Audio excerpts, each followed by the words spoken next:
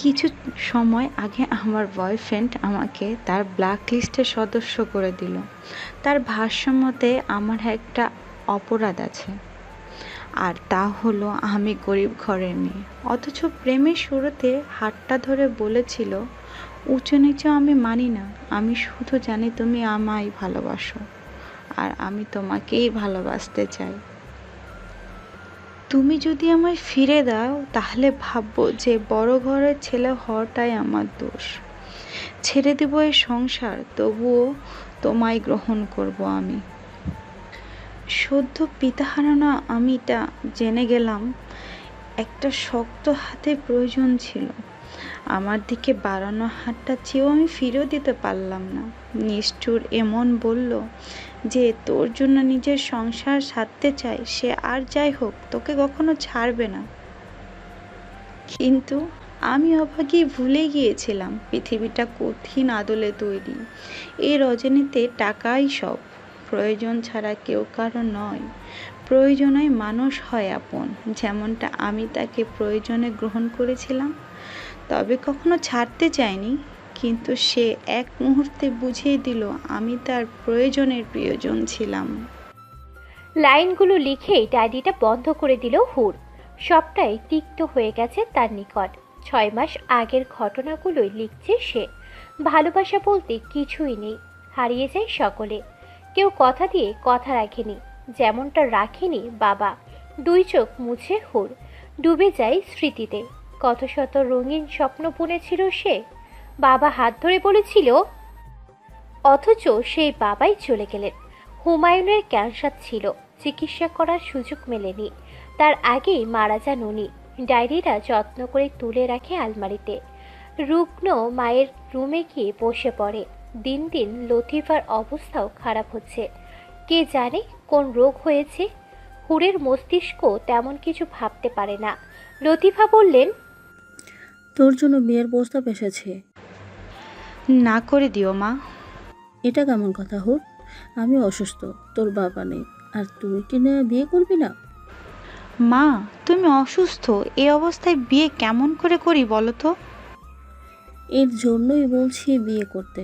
আমি বললে পাড়ার কুত্তারা হুমড়ি খেয়ে পড়বে, ছিঁড়ে খাবে। তবুও আমি বিয়ে করতে চাচ্ছি না মা। দেখ মা, তোর হাতটা শক্ত করো, হাতে তুলে দিতে পারলে আমি নিশ্চিন্তে মরতে পারবো। এইটুকু প্রতিদান দে মা, নাকচ করিস না আর। কেঁদে ওঠে হুর। লতিফা হাত ধরে বলে, তোমাকে রেখে কেমন করে থাকবো আমি? এর জন্যই তো কাছাকাছি বিয়ে দিব, যাতে যখন ইচ্ছে আসতে পারিস। মানে? জমিদার বাড়ি থেকে প্রস্তাব এসেছে। পরশু জমিদার বাড়ির বড় ছেলে বিয়ে হওয়ার কথা, তবে জমিদার বাড়ির ছোট ছেলে সেই মেয়েকে নিয়ে চলে গেছে। কথাটা শোনা মাত্রই মাথায় আকাশ ভেঙে পড়ল হুরের। তাহির ওর প্রাক্তন হয়, আর সে তো জমিদার বাড়ির ছোট ছেলে। চোখ দুটো ছলছল করে ওঠে ওর। এ কেমন পরীক্ষার মধ্যে পড়তে হলো তাকে? যার সাথে বিয়ে হবে তাকে এখনো দেখেনি হুর, দেখার কোনো আগ্রহ নেই। মায়ের ইচ্ছার মর্যাদা দিতে গিয়ে নিজেকে বলি দিয়েছে সে। কিছু করার নেই এখন। এই পৃথিবীতে একজনই আছে তার, সে ওই শয্যাশাহী।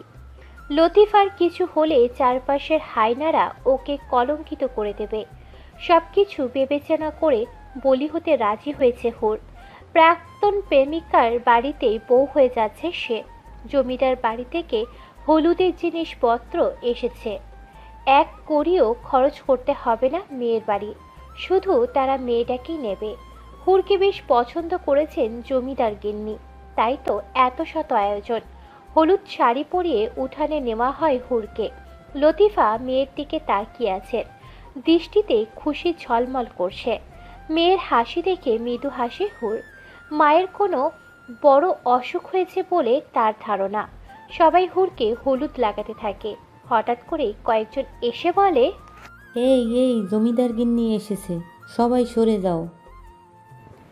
সবাই দুই ভাগে ভাগ হয়ে দাঁড়ায়। হুর লক্ষ্য করে মাঝবয়সী সুন্দর স্বাস্থ্যের এক মহিলা এগিয়ে আসছেন, গায়ে অলংকারে ভরা, চাল চলনে বেশ ভাব। এগিয়ে আসে সে হুরের দিকে।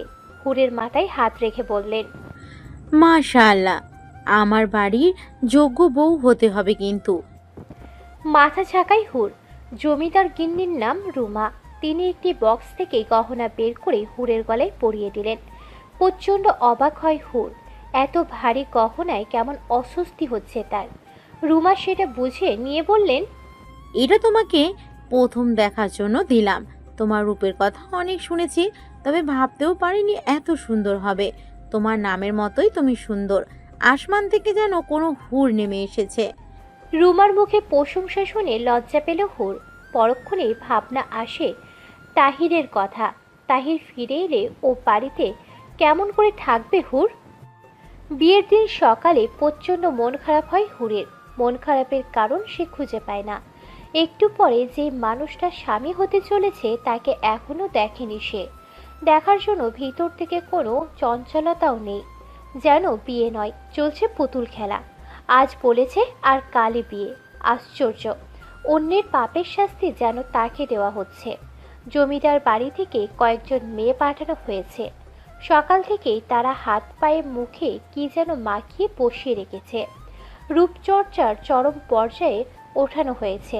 হুরের কোনো অনুভূতি নেই। কিছু মেয়ে নানানভাবে মজা করে চলেছে। মেয়েটা সেদিকে ধ্যানই নেই। হঠাৎ করে বাহুতে ধাক্কা পায়ও। ঘুরে তাকাতেই দেখে দুটো মেয়ে হাসছে। অপ্রস্তুত হয় মেয়েটা। তিথি বলে, কি গো ভাবি, কোন ধ্যানে আছো? আমরা এতক্ষণ ধরে এসেছি, অথচ তোমার ধ্যানই নেই। হুর ঈষৎ অপ্রস্তুত হলো। তারপর শোধালো, তোমরা? আমরা হলাম তোমার ননদিনী। ও আচ্ছা, দাঁড়িয়ে আছো কেন? আসো তোমরা। হুরের পাশে বসে তিথি। জুহি আশেপাশে তাকিয়ে বলে, শোনো ভাবিজান, আমার ভাইয়া কিন্তু একদম অন্য রকমের, তাকে সবসময় হাতে রাখবে কেমন? মৃদু হাসে হুর। ফিসফিস করে তিথি বলে, আমার ভাইয়া যেন প্রথম রাতেই সব মিষ্টি পেয়ে যায় ভাবি, ওকে অপেক্ষা করিও না আবার। জুহির এহেন কথাতে লজ্জায় রাঙা হয় হুর। বাচ্চা বাচ্চা মেয়েরা কী সব কথা বলছে। হুর কোনো উত্তর করতে পারে না।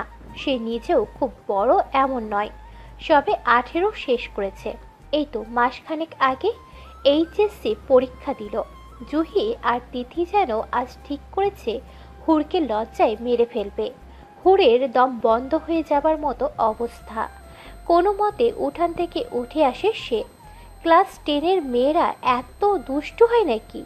সোনালি পাড়ে লাল বেনারসি পরানো হয়েছে হুরকে, সাথে ভারী গহনার সেট, মুখে মেকআপের ছাপ। সব মিলিয়ে হুর আজ নতুনভাবে হুরের মতন সেজে উঠেছে। অদ্ভুত সুন্দর লাগছে মেয়েটাকে। দূর থেকে চোখের পানি ফেললেন লতিফা। মেয়েকে বিয়ে দিলে যেন শেষ নিঃশ্বাস ত্যাগ করবেন। তিনিও একই রোগে আক্রান্ত। হুমায়ুন সিগারেটের নেশায় মত্ত ছিল। তার সাথে 22 বছর সংসার করেছে লতিফা। হুমায়ুনের সাথে সাথে তাকেও মরণ ব্যাধিতে ধরেছে। দু চোখের কান্নিসের পানি টুকু মুছে নিয়ে এগিয়ে আসেন তিনি। হুর লতিফাকে দেখেই ছলছল নয়নে তাকায়। লতিফা মেয়ের কপালে চুমু দেন। হুরের বুক হু হু করে ওঠে। লতিফা চলে আসেন অন্য ঘরে, যেখানে বিয়ে পড়ানো হচ্ছে। কিছুক্ষণ পর কবুল বলতে বলা হয় হুরকে। কয়েকবার শ্বাস ফেলে কবুল বলে হুর। বিয়ের মোহরানা তৎক্ষণাৎ পরিশোধ করতে হয় জিহানকে। মেয়েকে বিদায় দেওয়ার সময় ভেঙে পড়েন লতিফা। আশেপাশের মহিলারা সামলায় লতিফাকে। হুর এক বিন্দু চোখের পানিও ফেলে না।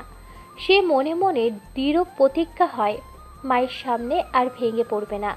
জমিদার বাড়ির নিয়ম অনুসারে নতুন বউকে পালকিতে তোলা হয়। পালকি চড়া শুরু করলেই দুই চোখ পেয়ে অশ্রু বেরিয়ে আসে। পালকি যত আগায় হুর যেন ঠিক ততটাই পিছন ফিরে তাকায়।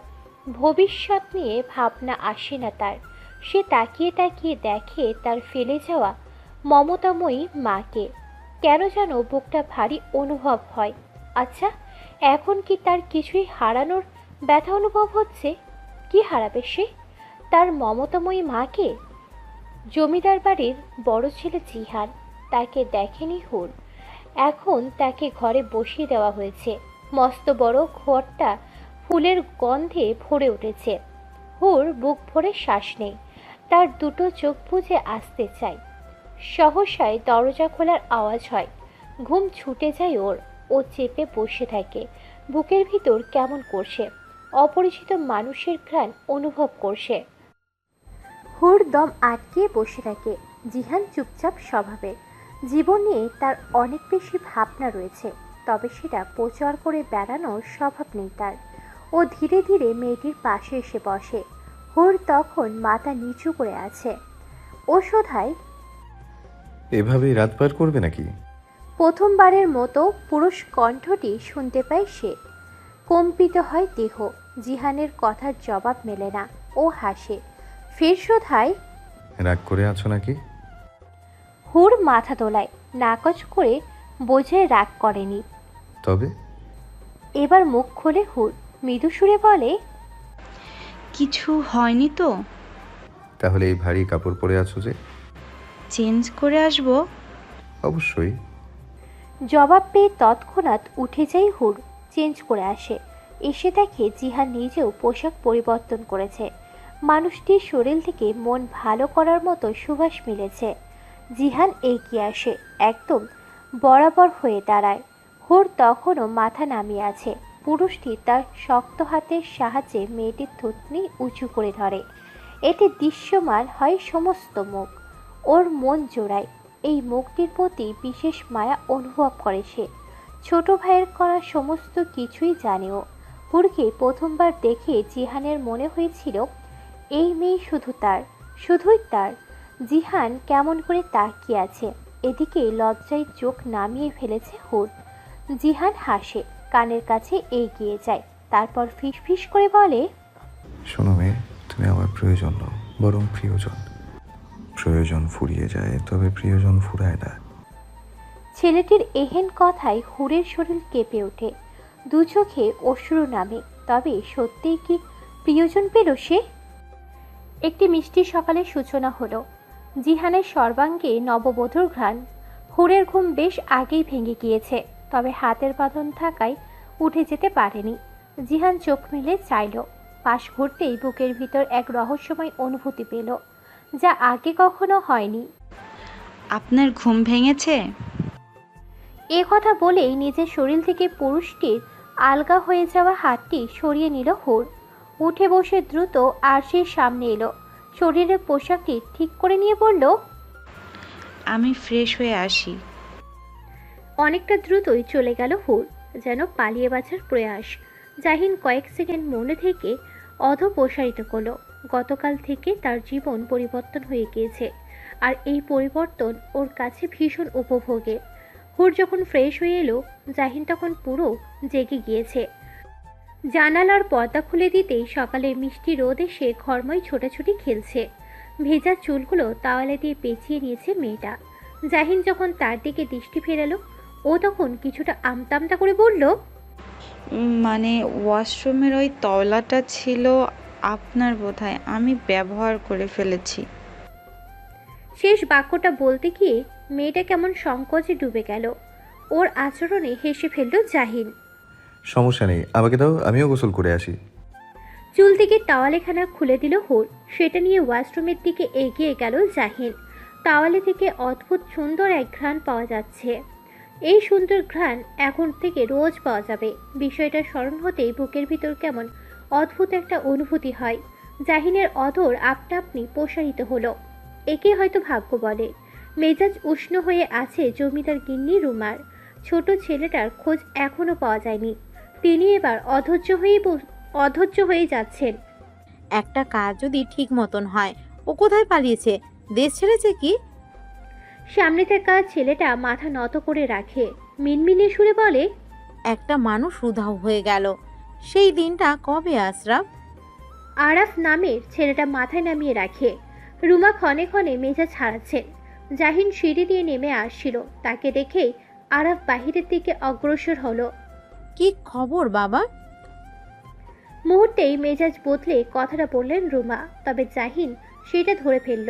আরাফকে যেতে দেখেছে সে। তাহিরকে পাওয়া যায়নি? রুমা যেন কথাটা এড়িয়ে যেতে চাইলেন, দৃষ্টি ঘুরিয়ে বললেন, হুর কোথায়? সাথে এলো না? একটু পরেই আসবে। তার আগে বলুন, তাহিরকে পাওয়া যায়নি? যায়নি তো কি হয়েছে? পাওয়া যাবে, দেশ ছেড়ে তো পালায়নি। সেটা ঠিক। বলেই সামনের দিকে তাকালো ও। হুরকে নামতে দেখা যাচ্ছে, তাই বিষয়টা আর লম্বা হলো না। জাহিন আর রুমা দুজনে মেয়েটার দিকে দৃষ্টি দিয়ে আছে। সদ্য গোসল করে নামা হুরকে হুরের অপরূপই দেখাচ্ছে। মাশাআল্লাহ। কাছে এগিয়ে এসে কথাটা বললেন রুমা। হুর অনেকটাই লজ্জা পেল। একবার জাহিনের সাথে দৃষ্টিও মিলে গেল। ও চট করে দৃষ্টি ফিরিয়ে অন্য পাশে চাইল। সবকিছু মেনে নিয়ে বিয়েটা করেছে হুর, তবে কোথাও একটা সংকোচ রয়ে গিয়েছে। বুকের ভিতর হু হু এখনো করে। তাই কি না 2 দিন ধরে খাওয়া দাওয়া নেই। ডাইনিংয়ে নানা রকমের খাবার সাজানো। হুর চেয়ে দেখছি শুধু, তবে রুচি আসছে না। জাহিন নরম সুরে বলল, খাবারগুলো পছন্দ হয়নি? চমকালো মেয়েটা। অন্যমনস্ক ছিল বিধায় জাহিনের হঠাৎ বলা কথাগুলো সমস্ত শরীরে কেমন একটা শিরশিরে হওয়ার মতো মনে হলো। জি হয়েছে। তবে খাচ্ছ না কেন? আমার আসলে খেতে ইচ্ছে করছে না। অল্প একটু খাও, আজ সারাদিনেও খাবার খাওয়ার সময় পাবে না। নিচ থেকে পরোটা আর চিজ অমলেট প্লেটে তুলে দিল জাহিন। ওর অমন বিনয় দেখে মেয়েটির বুকের ভিতর উষ্ণ একটা অনুভূতি হলো।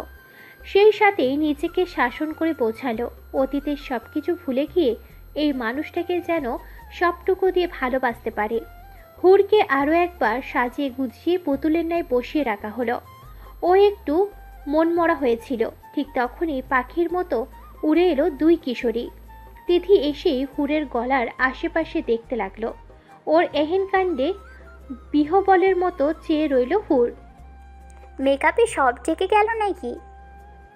তিথির কথার জবাবে জুহি বলে, হতেও পারে। সকালে আসা উচিত ছিল। ওদের দুজনার কথার মাঝেই বোকার মতো হুর বলল, তোমরা কিসের কথা বলছো? Love bite. বলল জুহি। ওর কথায় চোখ বড় বড় করে ফেলল হুর। কেমন একটা লজ্জা লাগছে। তিথি ওর লজ্জা বাড়াতে কানের কাছে ঘেঁষে বলল, বলো, তোমার প্রথম রাতের রোম্যান্স কেমন হলো? আমাদের কাছে সব শেয়ার করতে হবে। ভাইয়া খুব রোমান্টিক, রাইট? হুরের যে কি অস্বস্তি হচ্ছে এরকম কথাবার্তায় একদমই অভ্যস্ত নয় সে। ও চোখে দৃষ্টি নত রাখে। তবে এই 2 কিশোরীও থেমে থাকার পাত্রী নয়। নাছোড় বান্দা হয়ে একের পর এক প্রশ্ন করতেই থাকে, অথচ হুর শুধু লজ্জায় মিয়ে যায়। চারপাশ চোখ বুলাই যদি কাউকে পায় যে তাকে এই 2 কিশোরীর হাত থেকে রক্ষা করবে। কিন্তু হায়, পরিচিত কারোর দেখা মিলল না।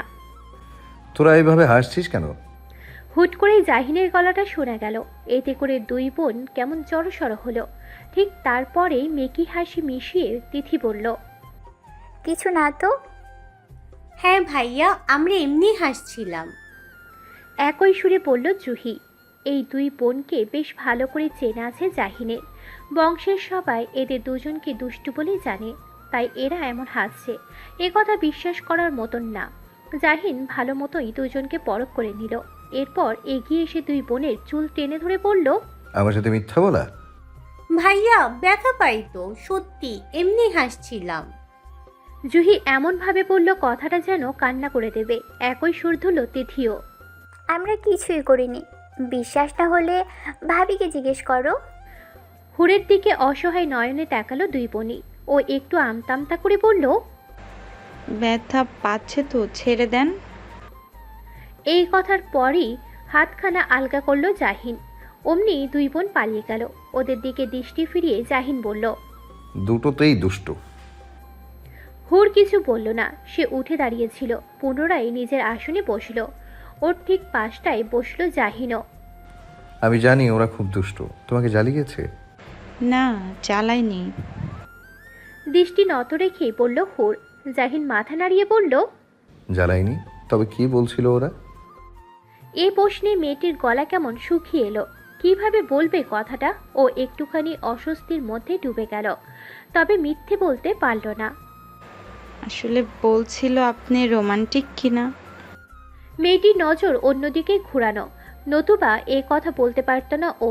জাহিন ভিতরে ভিতরে হাসল। কিছুটা কাছাকাছি হয়ে ধীর গলায় বলল, তুমি কি বললে? হুরের বুকের ভিতর একটা আন্দোলন শুরু হয়েছে। মানুষটার উপস্থিত অনুভব হচ্ছে। ও কেমন শিউরে উঠল। জাহিন পুনরায় বলল, কি হলো, বলনি কিছু? তোমার বর খুব আনরোম্যান্টিক, তাই না? একটা লজ্জায় সে মেয়েটির গাল স্পর্শ করে গেল। ওর এমন মুখশ্রী দেখে শব্দহীন হাসল জাহিন। এই সময়টা ওর জন্য গুরুত্বপূর্ণ। ও মন থেকে চায় এই সুন্দর সময়টা দীর্ঘ হোক, কারো নজর না লাগুক। রুমা তখনও অশান্তির মধ্য দিয়ে যাচ্ছে। তাহিরের খোঁজ পাওয়া যাচ্ছে না। ছেলেটা কোথায় হারালো কে জানে। ছেলে অন্যায় করে পালালেও মায়ের মন কাঁদতেই থাকে। তিনি এক অসহ্য অনুভূতির মধ্যে দিয়ে যাচ্ছেন। এই যন্ত্রণা কাউকে বলাও যায় না, আবার সহ্য করাও যায় না। অশান্তির এই মুহূর্তে স্বামীকে খুব মনে পড়ে ওনার। উনি ছুটে আসেন নিজের কক্ষে। একটা চাপা কান্না আটকিয়ে দেওয়ালে টাঙানো স্বামীর বড় ছবিখানা নামিয়ে আনেন। ধুলো যদিও জমেনি, তবু হাত দিয়ে মুছে নেওয়ার মতো করে বললেন, এই কোন যন্ত্রণা এলো? আমি কেমন করে সব সামাল দিব? আপনি দেখেন না আমি কত বড় বিপদে। কিছু ভালো লাগে না আমার। বুকের ভিতরে যন্ত্রণাটা ধরে রাখতে ব্যর্থ হন তিনি। তাই তো দুটি চোখ পেয়ে ক্রমাগত অশ্রু বর্ষণ হয়। তিনি কাঁদতে থাকেন। অনেকটা সময় কাঁদার পর একজন এসে খাবার দিয়ে যায়। মেয়ের বাড়ি থেকে লোক এসেছে। লোক বলতে হুরের মা আর চাচারা, যারা এতদিন সম্পর্কে রাখার চেষ্টাও করেনি। হুরের বড় ঘরে বিয়ে হওয়াতে দরদ একেবারেই উতলে পড়ার মতো। সমস্ত দায়িত্বের ঘাড়ে নিয়ে নিয়েছে। অসুস্থ মাকে দেখে হুরের বুকের ভিতরটা কান্নাই ভেঙে আসে। ও এগিয়ে এসে মা নামক মানুষটাকে জড়িয়ে ধরে, কেঁদে ফেলে শব্দ করে। এভাবে কাঁদলে আমার মেয়ের স্বাদ নষ্ট হয়ে যাবে তো। দেখি মা, আমার হুরমা, তাকা তো তুই। কাঁদতে কাঁদতে তাকাই হুর। এক অদ্ভুত রূপ খেলা করছে তার মুখশ্রীতে। কিছু মেয়ে থাকে যারা কাঁদলেও সুন্দর লাগে। হুরের বিষয়টাও তেমন। মেয়েটা কাঁদলেও সুন্দর লাগে। দূর থেকে হুরের এই কান্না ভেজা মুখশ্রী দেখতে দেখতে হঠাৎই জিহানের মনে হলো, এই কান্না ভেজা মুখটা সুন্দর লাগলেও বুকের ভিতর কোথাও একটা দর্শন ঘটছে। ও নিজের কাছে শপথ করলো, নিজের সবটুকু দিয়ে এই মেয়েটার জীবন থেকে কান্নার দলগুলোকে একটু একটু করে মুছে দেবে, যাতে কোনো অশুভ ছায়া এসে মেয়েটার চোখে জল না আনতে পারে। কান্না করতে করতে হঠাৎই ভরাট বুদ্ধিদীপ্ত গালে চাপ দাড়িযুক্ত অপূর্ব সুন্দর মানুষটার দিকে নজর যায় হুরের। ও নাক টেনে কান্না থামায়। জিহান এগিয়ে আসে, সালাম জানায়।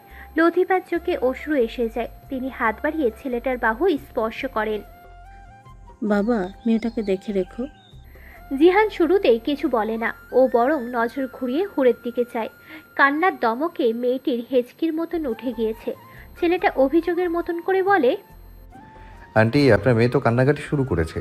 সবাই তো ভাববে আমার কাছে সুখে নেই। একদিনেই বোধহয় তিক্ত হয়ে গেছে। লতিফা মেয়ের দিকে নজর ফেরান। চোখ দুটো লাল হয়ে আছে। তিনি একটু শাসনের মতো করে বললেন, তুই তো বোকা মেয়েটা, কিভাবে কাছে। তুমি একটু মানিয়ে নিও বাবা। জিহান হাসে। হুরের দিকে দৃষ্টি রেখেই বলে, কোনো চিন্তা করবেন না আন্টি। কবুল বলার সাথে সাথেই ও আমার দায়িত্ব হয়ে গিয়েছে। এই দায়িত্ব আমি মাথায় তুলে রাখবো। অন্য কেউ কেন, ও চাইলেও এই দায়িত্ব থেকে আমি সরব না, কখনোই না। হুরের ছোট্ট একটা ঘর রয়েছে, তবে বেশ পরিপাটি করে গোছানো। মেয়েটার মাঝে কোনো সংকোচ দেখা যাচ্ছে না। ও খুব যত্নের সাথে জিহানের ব্যাগপত্র তুলে রাখলো। বাইরে থেকে কথা শেষ করে এসে জিহান সেটাই দেখলো। সাধারণভাবেই এমন পরিবেশে কখনো তার থাকা হয়নি। একটু অসুবিধা হবে মনে হচ্ছে। ওর মুখশ্রী দেখে হুর শুধালো, কিছু ভাবছেন? ভাবছি তো। কি? তোমার কথা। একটা মৃদু হাসিতে মেয়েটার অধর প্রসারিত হলো। জিহান এগিয়ে এসে খাটে পা তুলে বসলো। একটা বিষয় ভালো, ঘরটার মেঝে পাকা করা, নতুবা মানিয়ে নিতেও খুব কষ্ট হতো। আপনার ব্যাগপত্র ওখানটায় রাখা। ঘরের এক কোণে ছোট্ট একটা পুরাতন স্টিলের আলমারি রয়েছে। সেখানটাই নির্দেশ করলো হুর। জিহানের একবার চোখ বুলিয়ে হুরের দিকে নজর ফেরালো।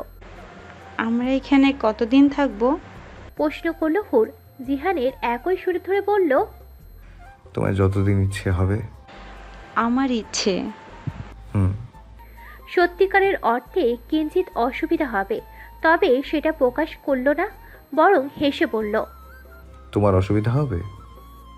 এহেন প্রশ্নে মেয়েটি তবদা খেল যেন। জবাব দিতে পারল না। জিহান হেসে ফেলল। বোকার মতন কথা বললে অসুবিধা কেন হবে? কেন, আমি কি এই এলাকার মানুষ নই? হলেও আপনি তো এখানে থাকতেন না, শহরেই ছিলেন। তাছাড়া জমিদার বাড়ির কাছে আমাদের এই কুঠিরের ঘর কিছুই না। জিহান কিন্তু জবাব দিল না। ও একটু সময় নিল, তারপর মাথা দোলালো। এহেন আচরণে হুর প্রশ্ন নিয়ে চেয়ে রইল। এবার জিহান বলল, সেটা ঠিক বলেছ। আপনি তাহলে আজকে থেকে কাল চলে যেন, আমি কটা দিন থেকে যাই। মনে হচ্ছে আমাকে তাড়াতে চাচ্ছ, আসলে আমি সেটা বোঝাতে চাইনি। কিন্তু মনে তো হচ্ছে। আপনার সুবিধা হবে ভেবে বলেছি। মাথাটা নত করে বলল ও। জিহান ভালো মতো মেয়েটাকে দেখতে লাগলো। তার থেকে অনেকটা ছোট এই মেয়ে। প্রথম যখন দেখেছিল তখন তো আরও ছোট ছিল, এখন তবু পরিপক্ত একটা ভাব এসেছে। সাধ্য মতন আয়োজন করেছেন লতিফা, তবুও তিনি সন্তুষ্ট হতে পারছেন না। এত এত খাবার দেখে হুর বলল, এত সব কেন করছেন? মেয়ের দিকে তাকিয়ে লতিফা বললেন, বোকার মতো কথা বলছিস কেন? এত সব কোথায়? জমিদার বাড়ির তুলনায় এগুলো কিছু? কিন্তু আমাদের তুলনায় তো অনেক কিছু মা। হুর পুনরায় চোখ বুলালো। দুপুরের খাবারের আয়োজন এত বিশাল যে একটা বড় টেবিলেও জায়গা হবে না। ও মায়ের দিকে সরল চোখে তাকালো। তারপর হুট করেই নজরে এলো মায়ের কানের দিকটায়। সেটা দেখে আটকে উঠল ও। মা, তোমার কানের দুল কোথায়? লতিফা একটু চমকালেন, কানে হাত দিলেন, তারপর আমতা আমতা করে বললেন, আছে, খুলে রেখেছি। হুর যেন বিশ্বাস করতে পারল না, বিশ্বাস করার মতোও না। ও মায়ের দিকে ছলছল নয়নে চাইল। দুলটা বিক্রি করে দিয়েছো? এ কথায় লতিফা মেয়ের দিকে দৃষ্টি ফেরালেন। হাত দ্বারা গাল স্পর্শ করে বললেন, ছেলেটা প্রথমবার এই বাড়িতে এসেছে, একেবারে যা তা তো খাওয়ানো যাবে না। মেয়েটির চোখ থেকে জলের বিন্দু নেমে গেল, টুপ করে পড়ল মেঝেতে। হাতের সাহায্যে দুই চোখ মুছে নিয়ে বলল, এত বড় ঘরে আমাকে বিয়ে কেন দিতে গেলে মা? এমন কেন বলছিস? তুমি আজ দুল বিক্রি করেছো, কাল আবার কি বিক্রি করে খাওয়াবে বলো তো? এমনটা বলতে নেই মা। হুরের কান্নাটা বাড়তে লাগলো। মেয়েকে বুকে টেনে নিল লতিফা। পিঠে হাত বুলিয়ে দিতে দিতে বললেন, তুই সুখে থাক মা, কোনো দুঃখ তোকে স্পর্শ না করো। এ কথার বিপরীতে মেয়েটার বুক যে আরো ভারী হয়। ও হয়তো সুখে থাকবে, তবে কোথাও একটা দোটানা যে রয়েছে। তাহির যখন ফিরবে তখন বিষয়টা কেমন হবে? কিভাবে সবকিছু সামাল দেবে হুর? গোসল করে আসায় হুরকে হুরের মতোই দেখাচ্ছে। এই সময় মেয়েদের অতিরিক্ত স্নিগ্ধ লাগে, সতেজ মনে হয়। মেয়েটি যখন চুলগুলো মুছে নিচ্ছিল, জাহিন তখন মুগ্ধ নয়নে চেয়ে আছে। ফর্সা কোমল পিঠে কিছু পানির বিন্দু জমেছে। চুল মুছে নিয়ে মেয়েটি ঘুরে তাকাতেই দৃষ্টিতে দেখতে পেল। এমনভাবে তাকানোয় লজ্জায় এসে ছুঁয়ে গেল তাকে। সেটা খেয়াল করে জাহিন বলল, সরি। তার বিনয় যে কাউকে মুগ্ধ করবে, হুরও এই মানুষটাতে দিনকে দিন মুগ্ধ হচ্ছে। তবে কোথাও একটা বাধা তৈরি হয়। এই বাধা ওর অতীত। ও মাথাটা নত রাখে। এবার চলুন, খাবার সব ঠান্ডা হয়ে যাচ্ছে। অনেকক্ষণ আগে খাবার তৈরি হয়েছিল, তবে হুরের গোসলের জন্য খাওয়াটা আটকে ছিল। জাহিনের বিরোধ ছিল, মেয়েটিকে রেখে সে খাবে না, তাই কিনা গোসল করে আসতে হলো তাকে। শীতল পাটে বিছিয়ে রাখা, সেখানে অনেক অনেক খাবার। লতিফা মিনমিনে সুরে বললেন, কষ্ট নিও না বাবা, এভাবেই খেতে হবে। জাহিনের ঠোঁট প্রসারিত হলো। ও এগিয়ে গিয়ে বসলো শীতল পাটিতে। এভাবে বলবেন না আন্টি, পার্টিতে বসে খাবার খাওয়া আমার বিশেষ পছন্দের। ছোটবেলার কথা স্মরণ হচ্ছে।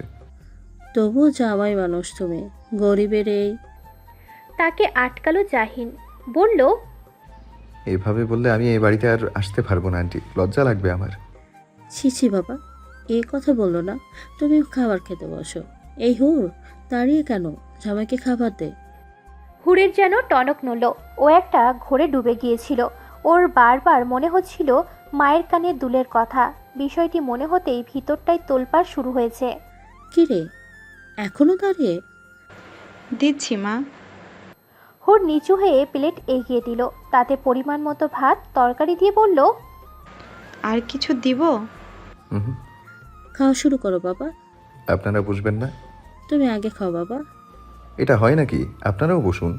পরে খাবো আমরা, তুমি শুরু করো। একদমই না। হুর, আন্টির জন্য খাবার দাও তো। না বাবা, তুমি আগে খাও। শুধু শুধু আপনাদের রেখে আমার গলা দিয়ে খাবার নামবে না আন্টি। ভদ্রমহিলার গলা রোধ হলো, চোখ হলো টলমলে। সে হুরের দিকে চাইল, ইশারায় প্লেট দিতে বলল। হুর একদম চুপচাপ সবকিছু করে যাচ্ছে। মায়ের জন্য খাবার তুলে দিয়ে সে বলল, আমি পরে খাবো। কেন? আপনারা খেয়ে নিন, আমি পরিবেশন করছি। পরিবেশন তো করছোই, এখন তুমিও বসো, কথা বাড়িও না। মেয়েটির পা থমকে আছে। ওর যে খেতে ইচ্ছে করছে না, তবুও মুখের উপর মানা করতে পারে না। অল্প একটু খাবার তুলে নেয়, তারপর শুরু হয় খাওয়ার পর্ব। লতিফার হাতের রান্না ভালো। মেয়েদের রান্না যদিও ভালোই হয়, তবে লতিফার রান্না আলাদা করে প্রশংসা করতেই হয়। জিহান তৃপ্তি নিয়ে খাবার খায়, লতিফা এটা সেটা এগিয়ে দিতে থাকেন। অনেক শখ ছিল একটা ছেলে, তার দুই চোখ অশ্রুতে ভেজা। তবে বোধহয় সৃষ্টিকর্তা শখটা পূরণ করেই দিলেন। খাবার খেয়ে বসতে নেই, একটু চলাফেরা করে নিতে হয়। জাহিন আর হুর বের হয়েছে। গ্রামের পরিবেশে খুব একটা থাকা হয়নি জাহিনের। অনেক ছোট থেকেই সে শহরে মানুষ হয়েছে, ইট পাথর দেখে বড় হয়েছে। ওরা কাঁচা মাটির সড়ক দিয়ে চকের দিকে এসেছে। খেতে ধান বোনা হয়েছে, ফলে চারপাশ কেমন সবুজ লাগে। হুর নীরবে পথ চলে। কথা শুরু করে জাহিন। তুমি অনেকটা চুপ হয়ে আছো মনে হচ্ছে। চমকায় মেয়েটি, সে এখনও ধ্যানেই ছিল। ওর চমকানো ভাবও লক্ষ্য করেছে জাহিন। না, ঠিক আছে তো। কোথায় ঠিক আছো? কথাই তো বলো না। না মানে কি বলবো? কিছু বলার নেই? মেয়েটির চোখের দ্বিধার দেখা মেলে। জাহিন হতাশ হয়ে পড়ে, তার সাথে এই মেয়েটি এখনো সহজ হতে পারেনি। হুর, বড় মায়া লাগে কণ্ঠটায়। মেয়েটি তাকায়, ডাগর দুটো চোখের দৃষ্টি পুরুষটির মুখশ্রী স্পর্শ করে যায়। তুমি অসম্ভব সুন্দর। ছোট্ট একটা বাক্য, তবে কেমন জাদু মিশানো। হুরের সমস্ত শরীরে কম্পন ধরে। জাহিন এগিয়ে সে মেয়েটির হাত স্পর্শ করে। তোমার মন খারাপ? হুম, তাহলে? আপনার অসুবিধা হবে আমাদের বাড়িতে। হচ্ছে না তো। আমি দেখেছি আপনি গোসল করতে পারেননি ঠিক মতো। এই কথাটা মিথ্যে নয়।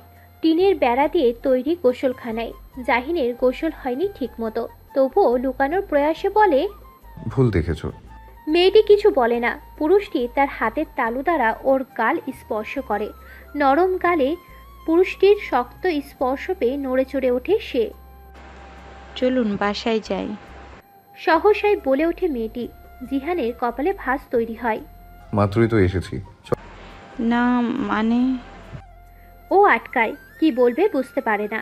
এলোমেলো লাগে, দ্বিধা তৈরি হয় বুকে। সেটি বুঝে জাহিন, তাই বলে। চলো ফিরে যাই। তারপর চলতে থাকে গন্তব্যের দিকে। এবার অনুশোচনা জাগে মেয়েটার অন্তরে। পুরুষটি তার থেকে কিছুটা আগানো, বড় মায়া দিয়ে গালখানা স্পর্শ করেছিল। আর ও কিনা দ্বিধায় পড়ে মানুষটাকে বিভ্রান্ত করলো। এই অন্যায় পাপ হুরকে একটু একটু করে দহন দিতে লাগলো। এক সুখময় যন্ত্রণা প্রতিনিয়ত তাকে গ্রাস করে চলেছে। জাহিনকে তার ভালো লাগে, মানুষটার স্পর্শ তাকে পরিপূর্ণ করে তোলে। কিন্তু তাহির নামক দ্বিধাটি সেই সুন্দর বিষয়গুলোকে প্রতিনিয়ত এলোমেলো করে দেয়। শুধু মনে হয় যখন তাহির ফিরবে তখন কেমন হবে। সব কিছু ঠিক থাকবে তো, নাকি সব কিছু ভাসিয়ে নেবে বানের জলের মতো। থমথমে মুখে ফিরল জাহিন। তার মনটা ঈষৎ খারাপ। একই অনুভূতি হুরের মাঝেও বিরাজমান। সে শান্ত দৃষ্টিতে সামনে এগিয়ে চলেছে। জাহিন এসে নির্দিষ্ট কক্ষে চলে গিয়েছে। হুরকে দেখে লতিফা ডাকলেন। এসেছিস? মাত্র তো গিয়েছিলে। দুপুরের খাবার তো লেট করে খেলাম মা, বিকেলও হয়ে গেছে তাই ফিরে এলাম, বেশি দূর যাইনি। ইচ্ছে করে মিথ্যেটা বলল হুর। সে চায় না মা কোনোভাবে বিষয়গুলো নিয়ে কষ্ট পাক। ও চায় মা ভালো থাকুক। ভালো কথা মনে করালি, ছেলেটাকে একটু চা করে দে, ভালো লাগবে। মেয়ের বাহু স্পর্শ করে বললেন লতিফা। হুর শুকনো একটি ঢোক গিল, তারপর এগিয়ে যায় রান্নাঘরের দিকে। আধুনিক কোনো কিছুই নেই, ছোট্ট একটা রান্নাঘর, যার চারপাশটা পাটখড়ি দিয়ে তৈরি করা। প্রতি বছর বৃষ্টির সময় পাটখড়ি পছন্দ হয়, তখন আবার বেড়া খুলে নতুন করে লাগানো হয়। ওপরে অবশিষ্ট টিনের চাল করা, না হলে আর এক বিপত্তি হতো। হুর চুলায় চায়ের পানি বসালো, তারপর কিছু শুকনো পাতা এনে মাটির চুলায় প্রায় পুরোটাই ভরাট করলো। তাতে আগুন ধরিয়ে দিয়ে পিছনে ঘুরতেই একটা লম্বা মূর্তির মতন নজরে পড়ল। হঠাৎ হাওয়ায় ভরকালো সে। জাহিন ছোট্ট ছোট্ট চোখে তাকিয়ে শুধালো, ভয় পেয়েছো? না। ওভাবে চমকালে যে। আপনি কখন এলেন? ঘরে তো ছিলেন। এসে তো ঘরে যাওনি, আন্টিকে জিজ্ঞাসা করতেই এদিকের কথা বললেন। ও। তারপর কয়েক সেকেন্ড নীরবতা। জাহিন তখনও দাঁড়িয়ে আছে। হুর শুধালো, আপনি কি বসবেন? বসলে তোমার সমস্যা হবে? মেয়েটির হৃদয়ে একটা ধাক্কা লাগলো। জাহিন এই কথা কেন শুধালো? তবে কি তার হৃদয়ে দ্বিধা রয়েছে? আমার কেন সমস্যা হবে? আপনি বসুন। বলেই কাঠের তৈরি একটা আসন এগিয়ে দিল হুর। জাহিন বসলো। পানিতে বলক এসেছে, তাতে পরিমাণ মতো চিনি আর অল্প একটু লবণ দিল হুর। তারপর দিল গুঁড়ো চা পাতা। কয়েক মিনিট পর চা নামিয়ে ফেললো। এবার চুলায় বসালো দুধ, যা আগে থেকেই ঘন করে রাখা। তবুও সেটা গরম করে নিয়ে তাতে লিকার চা মিশিয়ে নিল। পুরোটাই মনোযোগ দিয়ে দেখলো জাহিন। তুমি কিন্তু ভালো চা বানাও। কখনো তো খেয়ে দেখিনি। খাওয়া লাগবে না, দেখেই বোঝা যায়। খেয়ে ভালো না লাগলে পরে কিন্তু আমায় দোষ দিতে পারবেন না। এ কথার বিপরীতে জাহিন শুধুই হাসল। হুর চায়ের কাপে চা ঢেলে নিয়ে বলল, জানি না ভালো লাগবে কিনা। কাপ তুলে নিল জাহিন। জবাব না দিয়ে সে বরং চুমুক বসালো। চায়ের স্বাদ ভালো হয়েছে, কড়া লিকার হওয়াতে খেতে আরাম লাগছে। এত ভালো চা বানাও, সেটা আগে জানলে আবদার করে বসতাম। সত্যি ভালো লেগেছে? তুমি খেয়ে দেখো। সে বলে কাপটা এগিয়ে দিল জাহিন। হুর দ্বিধায় বলল, তবে জাহিন এগিয়ে ধরায় মানা করতে পারল না। ও চায়ের কাপে চুমুক বসালো। যেখানে জাহিনের ঠোঁট স্পর্শ করেছিল ওখান থেকেই চুমুক দিল ও। জাহিন সেটা লক্ষ্য করলো। ওর ভালো লাগলো। ভালো লাগলো এটা ভেবে মেয়েটা তার প্রতি ভালোবাসার অনুভূতি না রাখলেও ভালো লাগার অনুভূতি ঠিকই রাখে। রাতের খাবার খাওয়ার পর লতিফার সাথে বেশ কথাবার্তা হলো জাহিনের। শ্রদ্ধা সম্মান জানানোর ক্ষেত্রে ছেলেটা অতুলনীয় বটে। ওর প্রতিটা কাজ চলন বলনে মুগ্ধ হয়ে যাচ্ছে হুর। আকাশের বুক থেকে মেঘের দল একটু একটু করে সরতে শুরু করেছে। মেয়েটি তখনও এক ধ্যানে চেয়ে। লতিফা আবার বাহু টেনে ধরলেন। কি হয়েছে তোর? কিছু হয়নি তো মা। কতবার ডাকছি, উত্তর করছিস না যে? ডেকেছো? অবাক হয়ে পড়ল হুর। লতিফা শান্ত দৃষ্টিতে মেয়ের দিকে তাকালেন, মাথায় হাত বুলিয়ে বললেন, সব ঠিক আছে তো? হ্যাঁ, সব ঠিক আছে, তুমি চিন্তা করো না। জানি দুলের জন্য তোর মনটা ভালো নেই। যা যাবার তা চলে গেছে মা। সেটাই রে, তুই যা, ঘুমিয়ে পর, লেট করিস না। মাথা নাড়িয়ে চলে যায় হুর। লতিফা সেই পথে চেয়ে থাকেন। বুকের ভিতরটা হু হু করে ওঠে। এই সময়টা স্বামীর কথা বড় স্মরণ হয়। লোকটা চলে যাওয়ার পর মেয়েটাকে ধরে বেঁচেছিলেন। তবে মেয়েরা যে অন্যের ঘরের জন্য বড় হয় আর নিজের ঘরে দিয়ে যায় শূন্যতা। জাহিনের ঘরটা বিশাল, সেই সাথে রয়েছে নানান ধরনের জিনিসপত্র। সেই তুলনায় ছোট্ট একটা কক্ষ হুড়ের, তাও দামি কোনো জিনিসপত্র নেই। লজ্জা না হলেও মানুষটার কথা ভেবে খারাপ লাগছে। খাটের এক কোণে বসে থাকা সুপুরুষটাকে এই কক্ষে বেমানান ঠেকছে। তার জায়গা যে রাজমহলে, এই ছোট্ট নীর তার জন্য জেলখানার মতো। ও বুক ভরে সমীরণ টেনে নিল, এদিক সেদিক করতে লাগলো। সেটা দেখে জাহিন বলল, এখন ঘুমোবে? আপনি ঘুমাবেন? কিছু কাজ আছে। ও, তুমি শুয়ে পড়তে পারো। অপেক্ষা করি। হুর অপেক্ষা করতে লাগলো। তবে দুজনের দূরত্ব অনেকটাই রইল। এমন একটা দূরত্ব মনের মধ্যেও রয়েছে। জাহিন মনোযোগ দিয়ে ফোনে কিছু করছে। শহরে তার ব্যবসা রয়েছে, সেসবই দেখে নিচ্ছে। হুর অনেকটা সময় অপেক্ষা করলো, তবে জাহিনের কাজ শেষ হয় না। সে ফোনের মধ্যে ডুবে আছে, এটা সেটা করতে থাকে। আর হুর চেয়ে থাকে এক দৃষ্টিতে। কেটে যায় অনেকটা সময়। মানুষটার দিকে চেয়ে থাকতে থাকতে হুরের দুটো চোখ বন্ধ হয়, তলিয়ে যায় গভীর ঘুমে। সমস্ত রাত এপাশ ওপাশ করে কাটিয়েছে জাহিন। এমন না, এই পরিবেশ একেবারেই সে মানাতে পারছে না। তার খুব একটা অসুবিধা হচ্ছে না, তবে কেন যেন ভিতরটা ভয়ানক যন্ত্রণাতে বুঁদ হয়ে আছে। সকাল হতেই 1 কাপ চা হাতে ঘরে প্রবেশ করলো হুর। গত রাতে টানা ঘুমিয়েছে সে। নিজের প্রিয় রুমটা পেয়ে বেশ ভালোই ঘুম হয়েছে, যার দরুন চোখ মুখ ফুলে উঠেছে।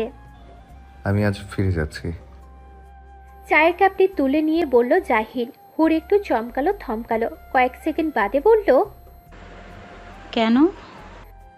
এই প্রশ্নে জাহিনের ভিতরে একটুখানি সমীরণ এসে স্পর্শ করে গিয়েছে। তবে পরের কথাটি শুনে শীতল সমীরণ তপ্ত হয়ে বুক স্পর্শ করে গেল। তার মানে তো আমাকেও যেতে হবে, আমি না গেলে হয় না? পুরুষটির ঠোঁট কামড়ে রইল, কয়েক সেকেন্ড তাকিয়ে থেকে বলল, তোমাকে যেতে হবে না। আচ্ছা, মাকে বলে আসি। কখন যাবেন? শেষ প্রশ্নের দ্বারা মেয়েটা কি বোঝালো? সে চলে গেলে ওর স্বস্তি। পুরুষটি করুণ দৃষ্টিতে তাকিয়ে থাকলেও হুর সেটি দেখল না। দুপুর বলতেই সে একটা ছোট্ট মেয়ের কাছে এলো। লতিফা দুপুরের খাবারের আয়োজন এখন থেকেই শুরু করে দিয়েছেন। এভাবে ছুটে এলি কেন? উনি আজই চলে যেতে চাচ্ছেন। সে কি, আজই কেন? হয়তো কোনো কাজ আছে। এর কোনো মানে হয়? আমি কথা বলি। লতিফা আঁচল টেনে উঠে দাঁড়াতেই বাদ সাধল হুর। মায়ের বাহু চেপে ধরে বলল, কি দরকার? দরকার নেই বলছিস? পাগল কোথাকার। ছেলেটা কাল এসেছে, আজই চলে যাবে? মেয়েকে ঠেলে তিনি কক্ষে পৌঁছালেন। জাহিন তখন চায়ের কাপটি রেখে নিজের ব্যাগপত্রে হাত দিয়েছে। বাবা, তোমরা নাকি আজ চলে যাবে? জাহিন কিছুর বলার সুযোগ পেল না। তার পূর্বে পিছন থেকে হুর বলল, আমি যাব না তো।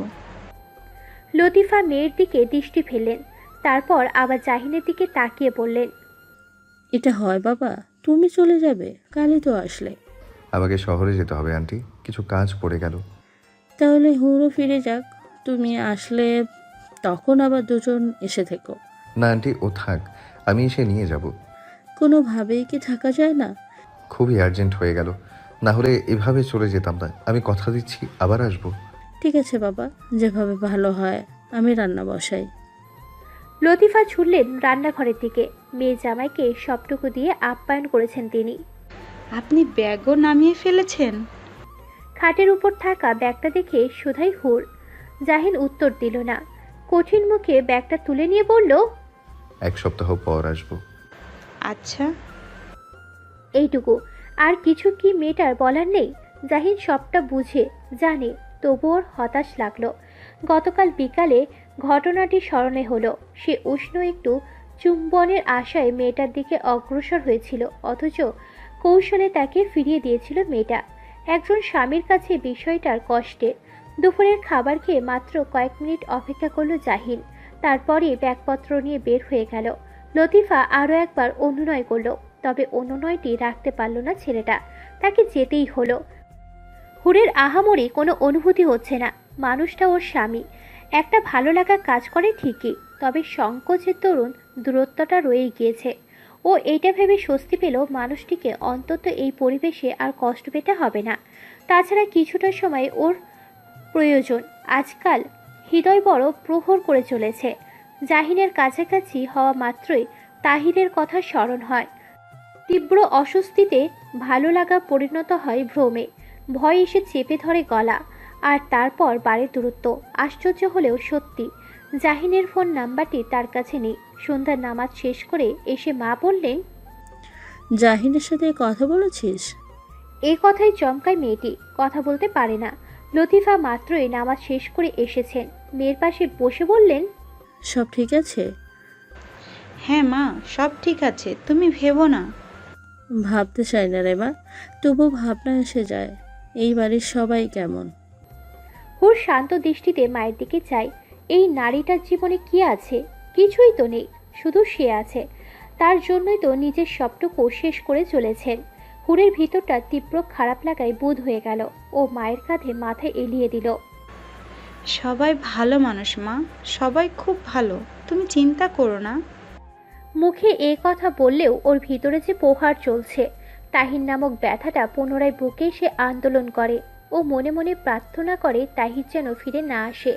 সে ফিরলে হুরের জীবনটা বানের জলে ভেসে যাবে। একটা সুন্দর সংসার হওয়ার পূর্বেই তাতে ভাঙচুর হবে, যা শেষ করে দেবে একাধিক জীবন। তখন বিচ্ছেদ ছাড়া আর কোনো উপায় থাকবে কি? প্রথম দিন ভালোভাবে গেলেও দ্বিতীয় দিন হুরের ভিতরটায় অস্থিরতা নেমে এলো। ওর হৃদয়ে ছটফট বাড়তে লাগলো। নিজের বোকামি খেয়াল করে মন খারাপ করে বসে রইল সে মন খারাপ বোধহয় জাহিনের কাছে ঠিক ঠিক পৌঁছে গেল। তাই তো ছেলেটার কল এলো সন্ধ্যার কিছু সময় পূর্বেই। তখন আকাশে ঈষৎ লাল হয়ে এসেছে। সূর্য ডুবে গিয়ে ধীরে ধীরে চাঁদের আগমন ঘটতে শুরু করেছে। সেই সন্ধ্যার আগ মুহূর্তে ভীষণ ব্যাকুল হয়ে পড়ল হুর, তবে কথা বলতে পারল না।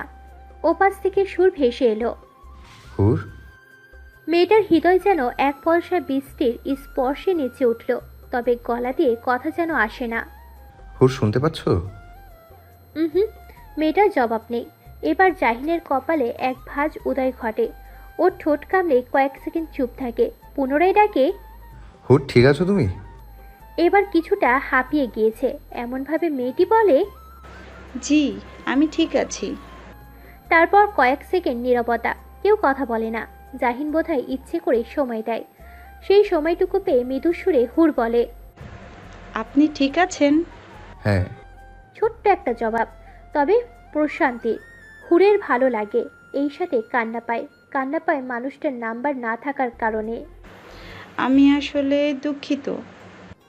লজ্জা, অস্বস্তি আর কষ্ট থেকে ছোট্ট এই বাক্যে বলে হুর। জাহিন একটু চুপ থেকে বোঝার প্রয়াস করলো। অন্তরের জবাবটির সাথে মিলিয়ে নিতেও শুধালো, কেন? আমার কাছে আসলে আপনার নাম্বারটা ছিল না, তাই কল করতে পারিনি। বিষয়টি স্বাভাবিক ও অস্বাভাবিক দুই অনুভূতির মিশ্রণ। তবে জাহিন সেসব তোয়াক্কা করল না। ওর মন খারাপও হয়নি। ও বুঝতার মানুষ, মেয়েটির অনুভূতি বোঝে, জানে, মানিয়ে নেওয়ার চেষ্টা করে। কোনো ব্যাপার না, তুমি বলো সব ঠিকঠাক যাচ্ছে কি না? আমি ঠিক আছি, কিন্তু আপনি? ওকে আটকে দেয় জাহিন, বলে, আমি রাগ করিনি। কিন্তু আমার যে কষ্ট লাগছে। জাহিনের অধর প্রসারিত হয়। এই মেয়েটির হৃদয়ে সে যে স্থান তৈরি করতে পারছে এই নিয়ে কোনো সন্দেহ নেই। তবে দ্বিধাটা এখনো বিদ্যমান, সেটাই কাটিয়ে নিতে হবে। আপনি সত্যি রাগ করেননি? রাগ করলে কল করতাম? জানি না, আমার শুধু মনে হচ্ছে আপনাকে রাগিয়ে দিয়েছি। হুম, একদমই রাগ করিনি, তুমি এটা মনে রেখো না। অমন সময় সন্ধ্যার আজান পড়ল। ওরা দুজনেই চুপ হয়ে গেল, মনোযোগ দিয়ে আজান শুনল। আজান শেষ হলে জাহিন বলল, কোনো ব্যাপার না, তুমি এটা নিয়ে ভাববে না, আমি পরে আবার কল করব। আচ্ছা। বলেই কল কাটল হুর। ভিতর ঘর থেকে মায়ের ডাক পড়েছে। ছোট্ট ছোট্ট কদমে এগিয়ে গেল সেদিকে। মেয়ের মুখটায় কিছু ভালো লাগার পরশ অনুভব করতে পারলেন লতিফা। এগিয়ে এসে বললেন, নামাজ পড়বো, অজু করে আসি চল। কথা মতন মাথা নাড়ালো হুর। কলপাড়ে এসে উজু করতে বসলো। উজুর পানি মুখ স্পর্শ করে যেতেই ভিতরটা শীতল হয়ে এলো। মনে পড়লো জাহিনের বলা কথাগুলো। জাহিন যখন বলেছিল, তুমি আমার প্রয়োজন নও, প্রিয়জন। সেই মুগ্ধকর বাক্য হুরের হৃদয়কে আরও একবার আন্দোলিত করল। চোখ ভিজে যায় অশ্রুতে। ও মনে মনে প্রার্থনা করে এই মানুষটা ওর দ্বারা কখনো যেন না ঠকে। মনের ভিতর জায়গা সমস্ত দ্বিধা যেন ধুয়ে মুছে পরিষ্কার হয়ে আর জাগ্রত হয় শুদ্ধ ভালোবাসা। যে ভালোবাসা অন্তরের লালন করে, একে অপরকে সঙ্গী করে পথ চলবে যতদিন প্রাণ থাকবে এই ধরে। নামাজ শেষ করে মায়ের সাথে এক কাপ চা নিয়ে বসলো হুর। লতিফাও মেয়ের সঙ্গ পেয়ে আনন্দ বোধ করলেন। কথার মাঝে সহসা বলে উঠলেন, তোর বাবা আজ বেঁচে থাকলে কত খুশি হতেন বলতো। বাবার কথা মনে হলে হুরের মন খারাপ হয়। ওর অভিযোগ করতে ইচ্ছে করে বাবা কেন এত আগে চলে গেলেন। হুর, তুই সুখী তো মা? এ কথায় চমকায় মেয়েটি। মা কি কোনোভাবে কিছু বুঝলেন? তিনি এগিয়ে এসে কন্যার গাল স্পর্শ করেন। সব ঠিক আছে মনে হচ্ছে, তবুও কোথাও একটা ভয় হয় রে। ভয় কেন পাও মা? জানি না, মনটা শুধু কুকায়।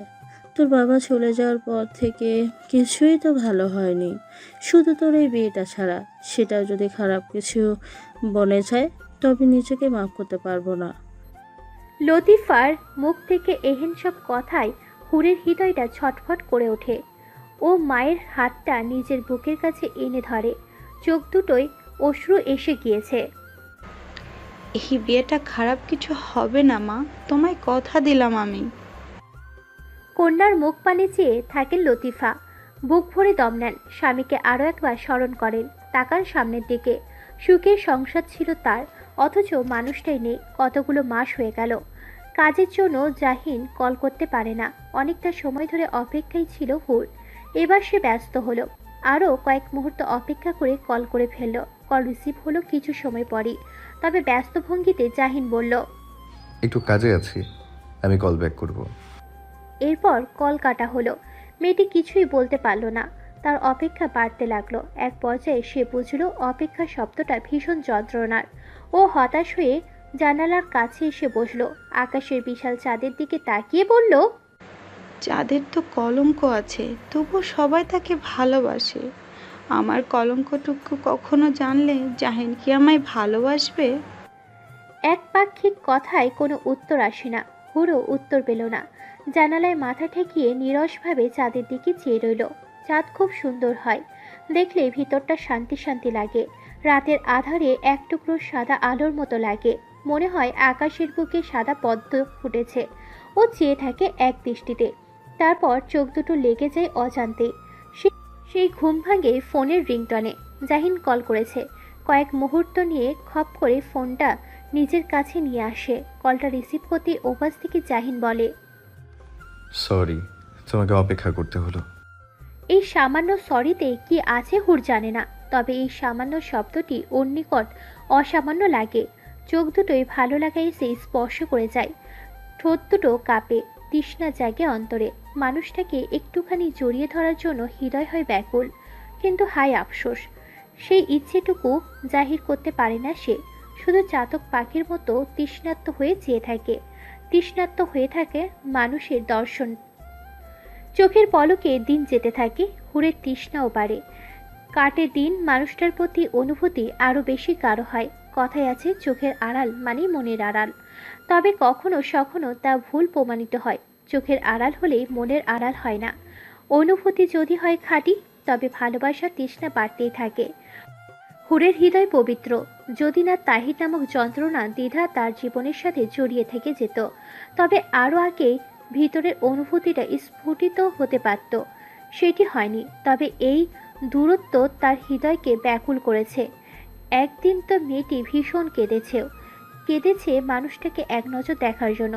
সে কান্না দেখেছে, রাতের আধার, চাঁদ ও কিছু জোনাকি পোকা। তাদের সাথে গল্প করেছে হুর, বিলিয়েছে মনের দুঃখ। সেই দুঃখের খবর বোধহয় জাহিনের কাছেও পৌঁছে গেল। একদিন হুট করে আগমন হলো তার। মেয়েটি তখন গোসল করে এসে উঠানে চুল শুকিয়ে নিচ্ছিল। মানুষটার প্রবেশ মাত্রই থরথর করে কেঁপে উঠল সে। ওর কাঁপুনি স্পষ্ট লক্ষ্য করেছে জাহিন, তাই কিনা অধরে মিষ্টি হাসি এসে ধরা দিয়েছে। হাত ভরাট করে জিনিসপত্র নিয়ে এসেছে ছেলেটা। হুর তখনও দাঁড়িয়ে এক দৃষ্টিতে চেয়ে। ভিতর ঘর থেকে লতিফা বললেন, কে এলো রেহুল? মেয়েটি বলতে পারল না, থম ধরে রইল। লতিফা নিজেই বেরিয়ে এলেন। জাহিনকে দেখে ভারী অবাক হলেন। বাবা, তুমি আসবে? আমাকে তো মেয়েটা কিছুই বললো না। জাহিন শুরুতেই সালাম জানালো, তারপর বলল, আমি কিছু জানাইনি আন্টি, হুড়ো জানতো না। মেয়েটির দিকে দৃষ্টি ফেল জাহিন। চোখ দুটো অবিশ্বাস্য ও মুচকি হাসল। লতিফা বললেন, এখনো দাঁড়িয়েছিস কেন? এই মেয়েটা কি চেয়ে? বলতে বলতে মেয়েটির গায়ে স্পর্শ করলেন তিনি। ধ্যান ভেঙে চাইল হুর। লতিফা বললেন, জামাইকে ঘরে নিয়ে যা। ও মাথা ঝাঁকালো। তারপর জাহিনের হাত থেকে কিছু জিনিসপত্র নিজের হাতে তুলে নিয়ে ঘরের দিকে এগোলো। সই কক্ষে ফিরে জিনিসপত্রগুলো রাখা মাত্রই জাহিন শুধালো, কদিনে মনে হচ্ছে শুকিয়ে গিয়েছো। সত্যি শুকিয়েছে মেয়েটা। আশির সামনে দাঁড়িয়ে গলার কাজটা অনাবৃত করলেই খোঁচা দেখা যায়। ও কিছু বলে না, মাথা নামিয়ে রাখে। ওই ব্যাগটা আন্টিকে দিও। হাত বাড়িয়ে ব্যাগটা তোলে হুর। এপাশ ওপাশ করে দেখে বলে, কি? খুলে দেখো। কথা মতন ব্যাগ খুলতে থাকে হুর। ততক্ষণে গায়ের শার্টটা খুলে ফেলে জাহিন। সে গোসল করে এসেছে, শুধু শার্ট খুলে টি শার্ট পরে নিলেই হবে। ব্যাগটা খুলতে খুলতে জাহিনের অনাবৃত দেহের দিকে মেয়েটির চোখ আটকে যায়। সুদর্শন বলতে যা বোঝায় তার সবটুকু মানুষটার মাঝে রয়েছে। ও চোখ নামিয়ে ব্যাগটা খুলে ফেলে। সুন্দর দুটো শাড়ি রয়েছে তাতে, রংটা মায়ের সাথে বেশ মানাবে। আন্টিকে দিয়ে এসো, রংটা ঠিক আছে? মায়ের জন্য এনেছেন? হুম। উল্টে পাল্টে রাখে হুর। এইটুকু বোঝে শাড়িগুলো বেশ দামি। ও একটু অস্বস্তি অনুভব করে। এগুলো দরকার ছিল না। কেন? কত দামি এগুলা, শুধু শুধু খরচ করলেন। দামের কথা কেন বলছো? উপহার কখনো দাম দিয়ে বিচার করতে হয় না। কি সুন্দর করে কথাটা বলল জাহিন, মন জুড়িয়ে যাওয়ার মতো। হুরের ভিতরটা স্বস্তিতে ভরে ওঠে। অনেক দিন হয় মা নতুন কাপড় পরে না। মাকে নতুন কাপড়ে দেখা লোভটা একেবারেই সামলাতে পারল না ও। চট করেই চলে গেল মায়ের কাছে। মা তখন তড়িঘড়ি করে রান্না বসাচ্ছিলেন। ছেলেটা আসবে জানলে কত আগে রান্না বসিয়ে দিতাম।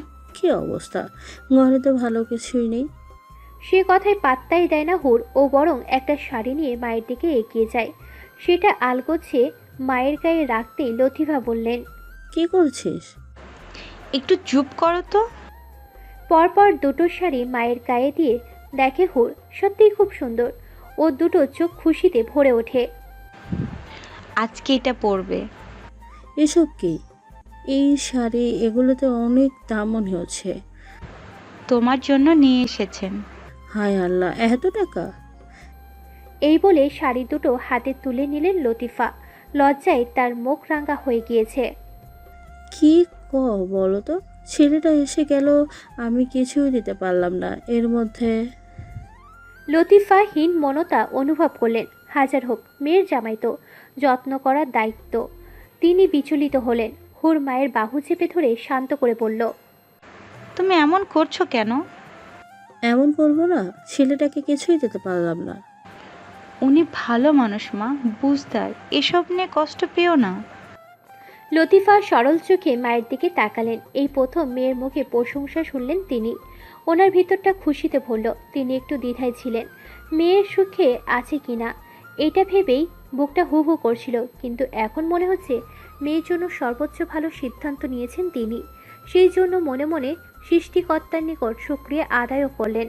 শুধু লতিফার জন্য নয়, হুরের জন্য নতুন পোশাক এনেছেন জাহিন। দুপুরের খাওয়া দাওয়া শেষ করেই বলেছে বিকালে তারা বের হবে।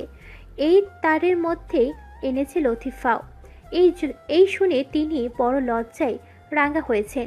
মানা করেছেন, তবে জাহিন জানিয়েছে যেতেই হবে। ও চায় চলে যাওয়ার আগে একটা সুন্দর বিকেল কাটাতে। পাশের গ্রামে মেলা বসেছে, সেখানে যাবে তারা। লতিফাকে এক প্রকার জোর করেই নতুন কাপড় পরালো হুর। তারপর হাসি হাসি মুখে মাকে জড়িয়ে ধরল। কতদিন পরে তোমাকে এভাবে দেখলাম মা। লতিফা লজ্জা পাচ্ছিলেন। তার লজ্জা দেখে হুরের আবার চোখে জল আসে। মা মেয়ে একজোট লজ্জা, খুশি ও চোখের জল ফেলে। তারপর হুর চলে আসে নিজের কক্ষে। জাহিন পুরো তৈরি, কালো রঙের টি শার্ট পরেছে সে। অদ্ভুত সুন্দর লাগছে তাকে।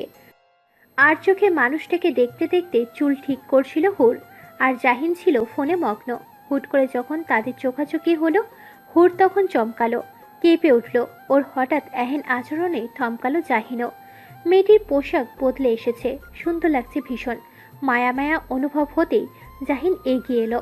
তারপর গায়ের ওড়নাটা টেনে ধরে মাথার ঘোমটার মতন টেনে দিল। ঠোঁটে হাসি রেখে বলল, এবার নতুন বউ লাগছে। নতুন বউ শব্দটা মেয়েটির হৃদয়ে এসে আটকে যায়, অধর প্রসারিত হয়। একই সাথে লজ্জাও পায়। ও দৃষ্টি অবনত করে। হাতটা আলগোছে মানুষটার বুকে স্পর্শ করায় বড় ভালোবাসা মিশিয়ে বলে, কথা দিচ্ছি আজকের দিনটার জন্য আজীবন কৃতজ্ঞ থাকবো। হুরের দিনগুলো আনন্দে কাটছিল। একটু একটু করে স্বাভাবিকতা ফিরে পাচ্ছিল সে। জাহিন যেহেতু ঢাকায় ব্যবসা করে, তাই নিয়মিত সেখানে যাতায়াত করতে হয় তাকে। সেই জন্য মেয়েটির অপেক্ষা একটু হলেও বাড়তে থাকে। এই যে যেমন আজ 3 দিন যাবৎ মানুষটার কাছে নেই। বিছানার চাদর ভাঁজ করতে করতে জাহিনের কথাই ভাবছিল মেয়েটি। অমন সময় একজন পরিচালক এসে বলল তিথি আর জুহি এসেছে। মেয়ে দুটো ভারী দুষ্টু। বিয়ের পর আর দেখা না হলেও কেমন একটা মায়া মায়া অনুভব হয় তার। ও দ্রুত বিছানা গুছিয়ে রেখে নিচে নামতে যাচ্ছিল, কিন্তু সেটা হওয়ার পূর্বেই হুড়মুড় করে ঘরে প্রবেশ করলো দুজনে। এসেই মেয়েটাকে পিছন থেকে আঁকলে ধরল। একসাথে বলল, ভাবিজান, দুজনে এমনভাবে চেপে ধরেছে যে মেয়েটি নড়াচড়া করতেও পারছে না। কয়েক সেকেন্ড বাদে হাত আলগা করলো ওরা। অনেকটা হাঁপানোর মতো করে হুড় বলল, তোমরা তো ভয় পাই দিয়েছিলে। কেন কেন, ভাইয়া বুঝি এভাবে জড়িয়ে ধরে? ইঙ্গিত করে হাসলো জুহি। হুড় লজ্জায় মাথা নামালো। প্রসঙ্গ বদলাতে বলল, কখন এসেছো? মাত্রই। বলে আরও একবার হুড়কে জড়িয়ে ধরল জুহি। তারপর কয়েক মুহূর্ত কেটে গেল। তিথি এসে থেকে মেয়েটিকে ভালো মতন লক্ষ্য করছিল। এবার চেঁচিয়ে উঠল। পেয়েছি। ও অমনভাবে বলল যে জুহি আর হুড় দুজনেই ভরকালো। বোঝার প্রয়াসে তাকিয়ে রইল। দুষ্টু মেয়েটা এগিয়ে এসে হুড়ের গলা কিছুটা নিচে স্পর্শ করে বলল, উফ, সেই এত জোস একটা লাভ বাইট। ভাইয়ের ভালোবাসা তো চিহ্নর মতো ফুটে উঠেছে। জায়গাটা ঢাকার প্রয়াসে দ্রুত কামিজটা টেনে ধরল হুড়। এবার তিথির সাথে যোগ হলো জুহিও। কই দেখি তো। ফর্সাতকের চিহ্নটা কিছুটা গাঢ়ভাবে বসে গিয়েছে। মেয়েটি কেমন অস্বস্তি অনুভব করলো। এই দুষ্টু মেয়ে দুটো এসেই শুরু করেছে। না জানি তার পুরো দিনটা কতটা লজ্জায় কাটাতে হবে। হুড়ের আশঙ্কা সত্যি হলো না। আড়ালে দুজন দুষ্টুমি করলেও সকলের মাঝে একদমই দুষ্টুমি করলো না তারা। তারা বরং সবার সাথে মিলেমিশে নাস্তা করলো, গল্প করলো, একসঙ্গে মুভিও দেখলো। এক পর্যায়ে ঘড়ির কাঁটা পৌঁছালো 11টায়। এই সময়ে জাহিন তাকে কল করে থাকে। দুই মূর্তির থেকে সাময়িক বিদায় নিয়ে ঘরে পৌঁছালো ও। ফোন নিয়ে চলাফেরার অভ্যাস তার নেই, তাই বিছানার একপাশেই ফোনটি পড়ে আছে। সমস্ত ঘরে সূর্যের আলো এসে ভরে গিয়েছে। বারান্দার লাগানো ফুল গাছগুলো থেকে মিষ্টি ঘ্রাণ নাকে এসে স্পর্শ করে যায়। কয়েক মুহূর্ত অপেক্ষার পরই কাঙ্ক্ষিত কলটি আসে। গত রাতে ভীষণ পরিশ্রম গিয়েছে, তাই জাহিনের ঘুম ভেঙেছে মাত্রই। ও আদুরে গলায় ডাকে। হুর, জবাবে মৃদু সুরে মেয়েটি বলে, হুম, খাবার খেয়েছো? খেয়েছি। তারপর একটু স্থিরতা। মেয়েটি সময় নেয় কয়েক সেকেন্ড। মৃদু সুরে ঠোঁট নাড়িয়ে শুধায়, আপনি খেয়েছেন? হুম, মাত্রই ঘুম থেকে উঠেছি। এত বেলা করে শরীর ঠিক আছে? শেষ বাক্যটি বলার সময় তীক্ষ্ণ একটা ভাস সৃষ্টি হলো মেয়েটার ললাটে। ও চাতক পাখির মতন উত্তরের অপেক্ষায় চেয়ে রইল। সে অপেক্ষা ভেঙে জাহিন বলে, গত রাতে পুরোটাই জেগেছিলাম, অনেক কাজ ছিল। এই মুহূর্তে মেয়েটি কি বলবে বুঝে উঠতে পারে না। ও মৌনই ডুবে যায়। জাহিন পুনরায় বলে, সব ঠিকঠাক যাচ্ছে তো? হ্যাঁ। বলেই তিথি আর জুহির কথা স্মরণ হয়। ও আরও বলে, সকালে তিথি আর জুথি এসেছে। দুষ্টু মেয়ে দুটো এসেছে? স্কুল বন্ধ, সেই সুযোগে এসেছে। তোমাকে তো তাহলে খুব জ্বালাবে। না না, ওরা তো জ্বালায় না, শুধু। বলেই একটু থামে হুড়। আরশি বরাবর বসে থাকায় নিজের মুখশ্রী দেখা মেলে, যা দেখে নিজেই লজ্জায় রাঙা হয়। শুধু কি বললে না তো? না মানে। শুকনো ঢোক গিলে মেয়েটা, গলাটা কেমন যেন শুকিয়ে এসেছে। স্বামীর সাথে একটা সাধারণ বিষয় শেয়ার করতে গিয়েও বুকের ভিতরটা কেমন ধিমধিম করে।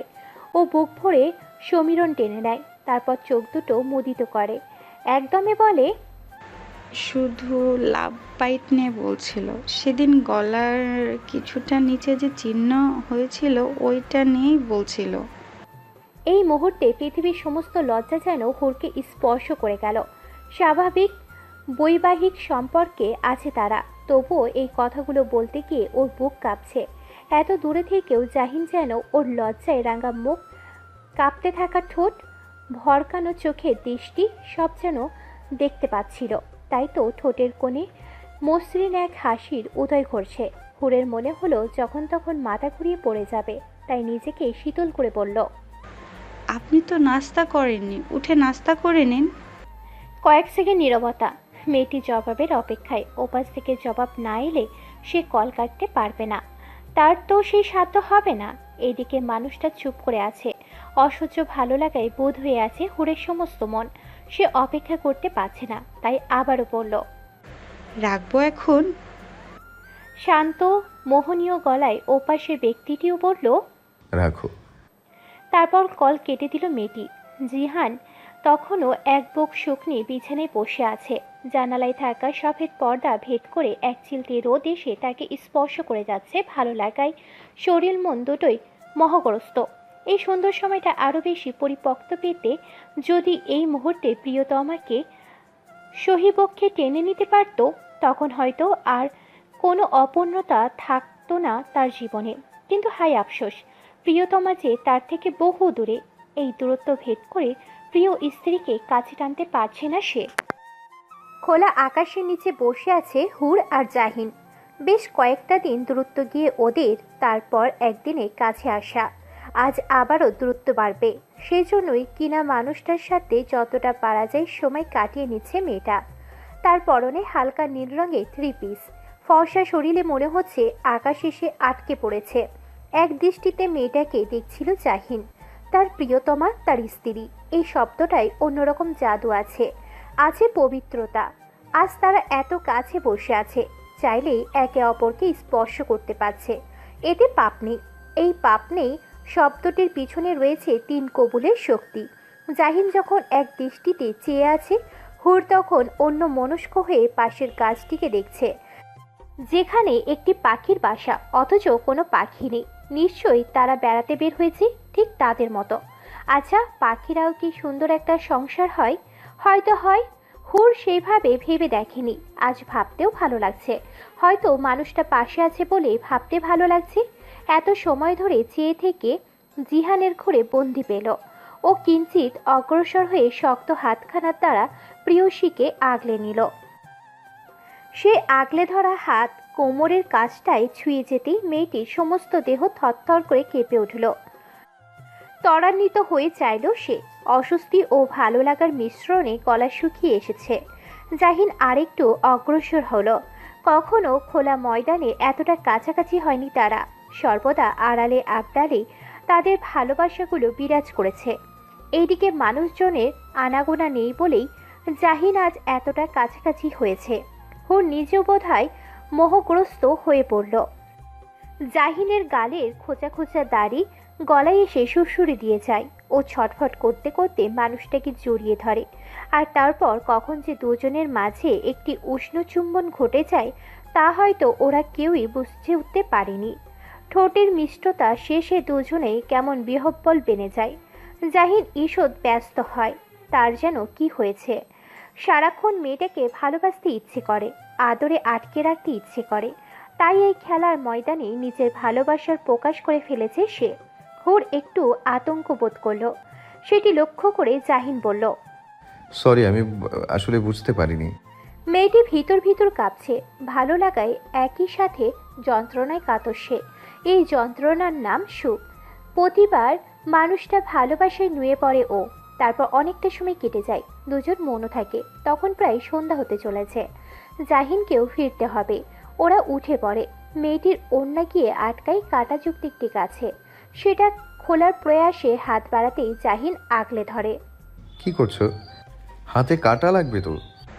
কিন্তু বলতে বলতে জাহিন তার ওড়না শেষ অংশটা ছিঁড়ে ফেলে। হুর ব্যথিত নয়নে চায়। ওই পোশাকটা আপনার দেওয়া ছিল তো।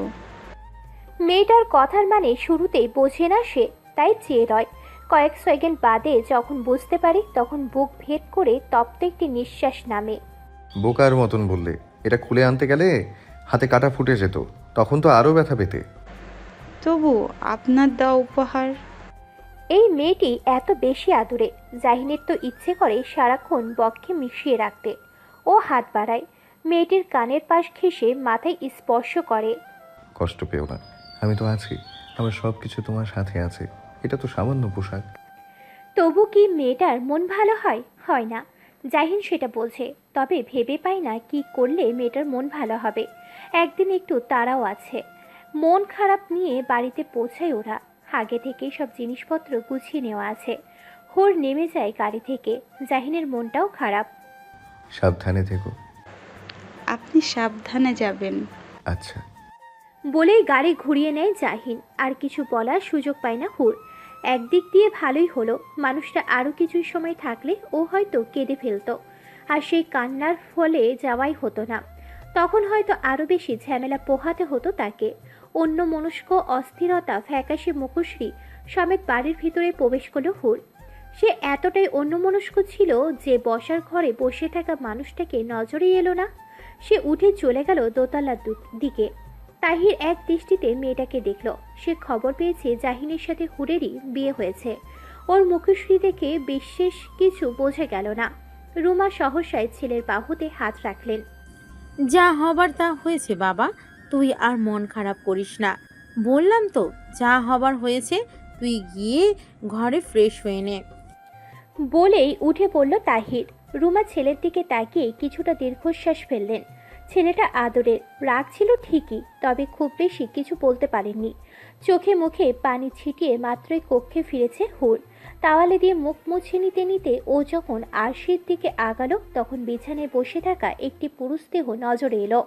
প্রথমে ভুরু কুঁচকে গেল, ক্ষণিক বাদেই সমস্ত শরীর শিউরে উঠল ওর। হাতে থাকা তোয়ালে পড়ে গেল মেঝেতে। সেটা ওঠানোর প্রয়াস অবধি ও করল না। এক পা পিছিয়ে যেতে পা ঠেকল আরশির সাথে। ওর চমকানো দৃষ্টি তাহিরকে আনন্দ দিচ্ছে। তার ঠোঁটে মুচকি হাসি দেখা যাচ্ছে। এদিকে মেয়েটির দু চোখে ভয় আর আতঙ্ক। বিছানা থেকে উঠে দাঁড়িয়ে কথাটা বলল তাহির। মেয়েটির হৃদয় ছটফট করে, ও কথা বলতে পারে না। বলতে বলতে কাছে চলে আসে তাহির। হুরের কান্না পায়, তবে গলা দিয়ে কথা আসে না। এইবার মেয়েটির চোখ থেকে অশ্রু নেমে আসে, কেঁপে ওঠে ঠোঁট। তাহিরের ঠোঁটে বাঁকা হাসি। বলতে বলতে মেয়েটির গাল স্পর্শ করে তাহির।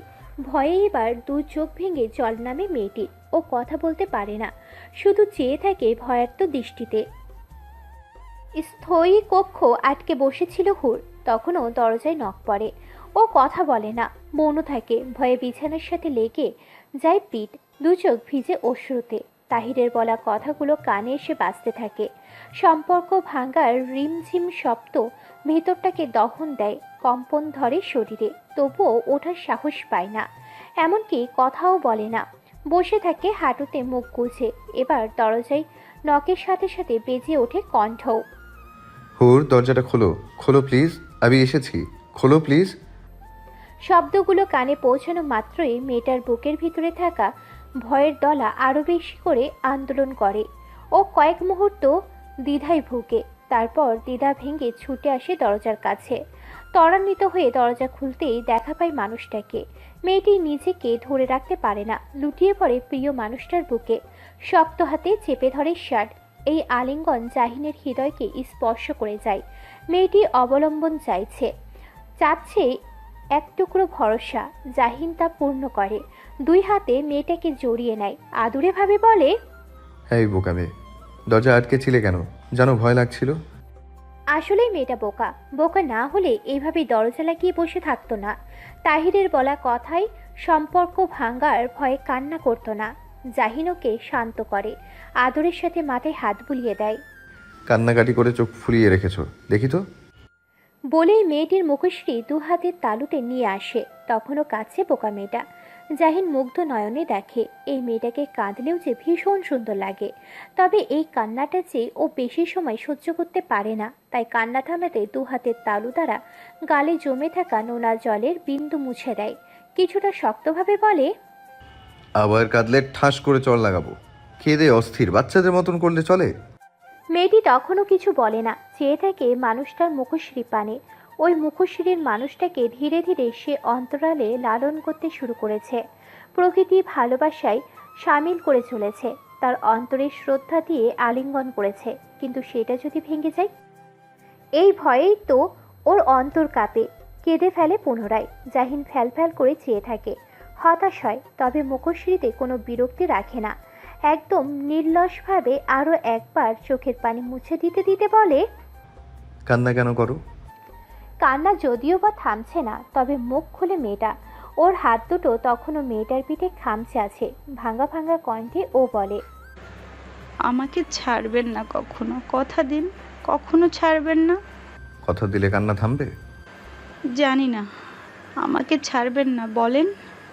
কাঁদতে কাঁদতে হুর চাতক পাখির মতো চেয়ে থাকে। উত্তরের তৃষ্ণায় বুক ভারী হয়। ওর এমন মুখশ্রী জাহিনের হৃদয়কে শান্ত করে। ও এটুকুই বোঝে মেয়েটি তার প্রতি আসক্ত হয়েছে।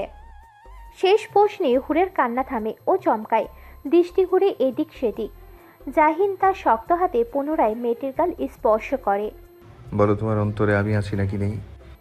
এই ছোট্ট প্রশ্নের জবাব ছোট্ট অর্থেই দেওয়া সম্ভব, তবুও মেয়েটি দ্বিধায় ডুবে। মিথ্যে জবাব দেবে না সে, তাই চোখ বন্ধ করে অন্তরকে প্রশ্ন করে এই মানুষটার স্থান নিয়ে। উত্তরটি মিলে যায় তক্ষুনি। এই মানুষটার স্থান তার অন্তরে রয়েছে।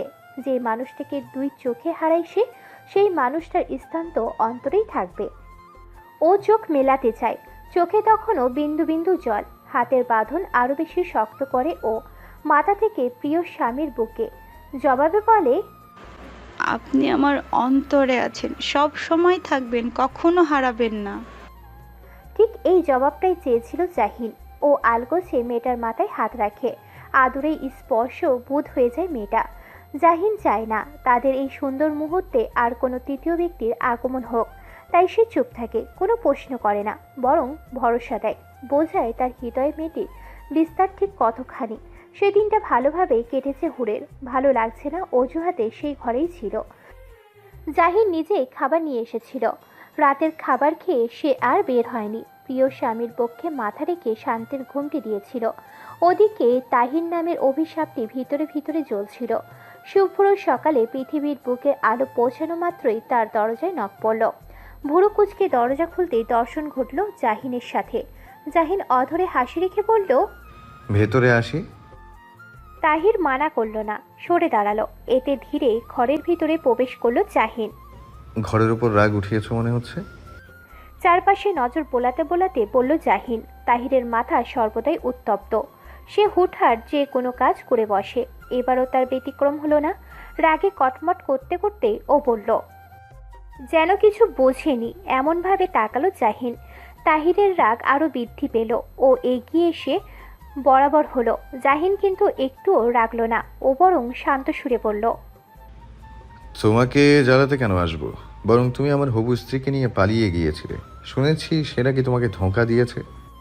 নীরবে আঘাত করায় বরাবরই পারদর্শী ছেলেটা। তাহিরের রাগ ক্রমশ বৃদ্ধি পায়, তবে সেটা প্রকাশ করে না। ও বরং বলে, তাহিরের দৃষ্টি ও কণ্ঠে বিদ্রুপ। ছোট থেকেই জাহিনকে সহ্য করতে পারে না সে। জাহিনের প্রিয় সব কিছুতেই ওর নজর। যদিও এবার ঘটনাটা উল্টোই হয়েছে। জাহিন হেসে এগিয়ে আসে। তাহিরের শার্টের কলার ঠিক নেই, সেটা ঠিক করে দিয়ে দুই বাহুতে স্পর্শ করে। আমি কিন্তু রাগ করিনি, বরং কষ্ট হচ্ছে তুমি ধোঁকা খেয়েছো বলে। তাহির রাগে ফোঁস করে ওঠে। এদিকে বিজয়ের হাসি নিয়ে প্রস্থান করে জাহিন। ফিওনার সাথে ওর বিয়ের বিষয়টা ছিল একটা ছোট্ট গেম, যা তাহির টেরও পায়নি।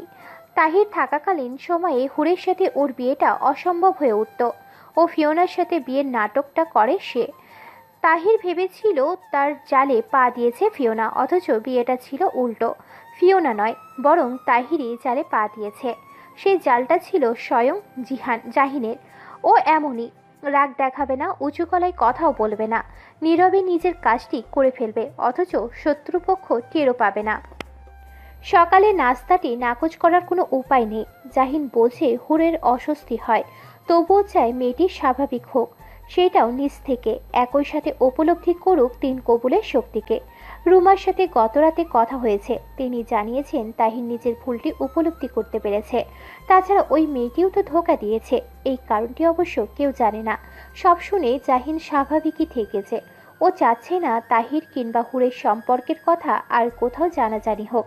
এমনটি হলে হুরকে হয়তো পরবর্তীতে ছোট হতে হবে, তাই সে চুপ থাকছে। এমনকি সিদ্ধান্ত নিয়েছে মেয়েটাকে নিয়ে ঢাকায় থাকবে। নাস্তার টেবিলে বসে এইসবই ভাবছিল ও। তখনই রুমা ডাকলেন। খাচ্ছ না কেন জাহিন, মন খারাপ তোমার?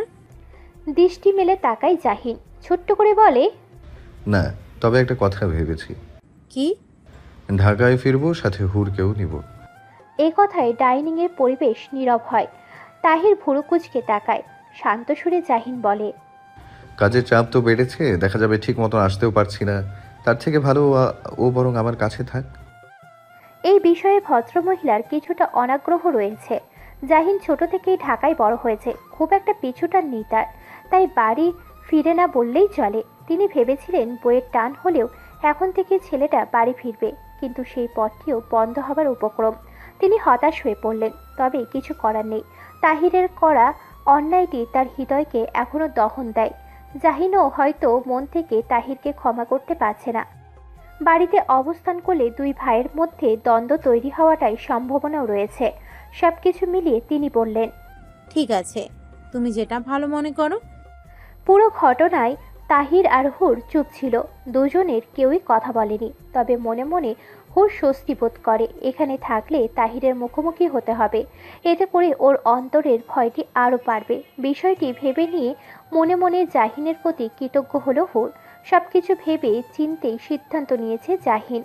ও চাইলেই তাহির আর হুরের অতীত নিয়ে খোলামেলা কথা বলতে পারে, কিন্তু এখন একটা ভয় রয়েছে।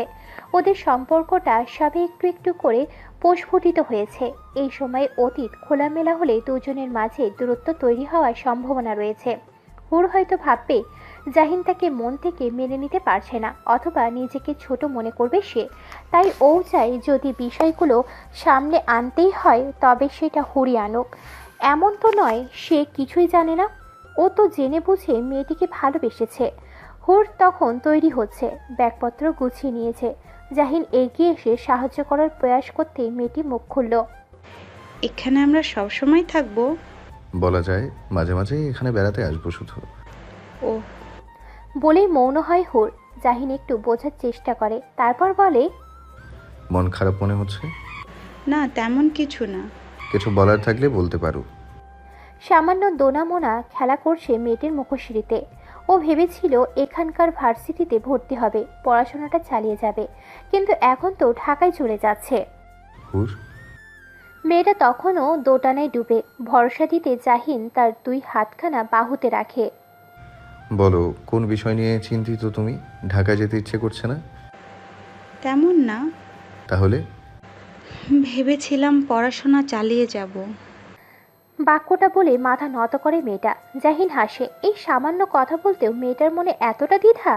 চিন্তা করো না, আমি তো আছি। আগেই ভেবেছি ঢাকায় আমার বাসার কাছে অনেক ভালো একটা ভার্সিটি আছে, সেখান থেকেই পড়াশোনা করতে পারবে। ভোকালে সব কিছু আমার মাথায় আছে। আদরের সাথে গলাখানা ছুঁয়ে দিল জাহিন। হুর মায়া কৃতজ্ঞতা নিয়ে পুরুষটির দৃষ্টির সাথে দৃষ্টি মেলালো। তার সাথে এই মানুষটার বয়সের ফারাক রয়েছে। গুনে গুনে 9 বছরের পুরো মানুষটা, অথচ তাকে কতটা বোঝে। রুমা জাহিনের আসল মা না হলেও ছেলেটার প্রতি কোনো কালেই অবহেলা ছিল না তার। তিনি সবসময় ছেলেটাকে নিজের কাছে রাখতে চেয়েছেন, তবে দূরত্ব বজায় রেখেছে জাহিনী। ওর উপর কখনোই জোর করেনি তিনি। সবসময় চেয়ে এসেছেন ছেলেটা ভালো থাকুক। আজও তাই চেয়ে যাচ্ছেন। বিদায়ের আগ মুহূর্তে হুরের সাথে দেখা করলেন তিনি। মাথায় হাত বুলিয়ে বললেন, জাহিন খুব ভালো মনের, নম্র, ভদ্র, শান্ত। ওর সাথে তোমার সংসার দারুণ হবে। তুমি শুধু ওর হাতটা শক্ত করে ধরে রেখো। হুর কৃতজ্ঞতার সাথে দৃষ্টি নামালো, তারপর বলল, আপনি দোয়া করবেন মা। তা তো করবোই মা, তোমাদের জন্য দোয়া আছে আমার। অমন সময়ে ঘরে প্রবেশ করলো জাহিন। গাড়ি তৈরি। রুমা এগিয়ে এসে ছেলের বরাবর দাঁড়ালেন। এবার গেলে নিশ্চয়ই অনেক পরে আসবে। সম্ভব হলে আগেই আসবো। সেই অপেক্ষাতেই রইলাম।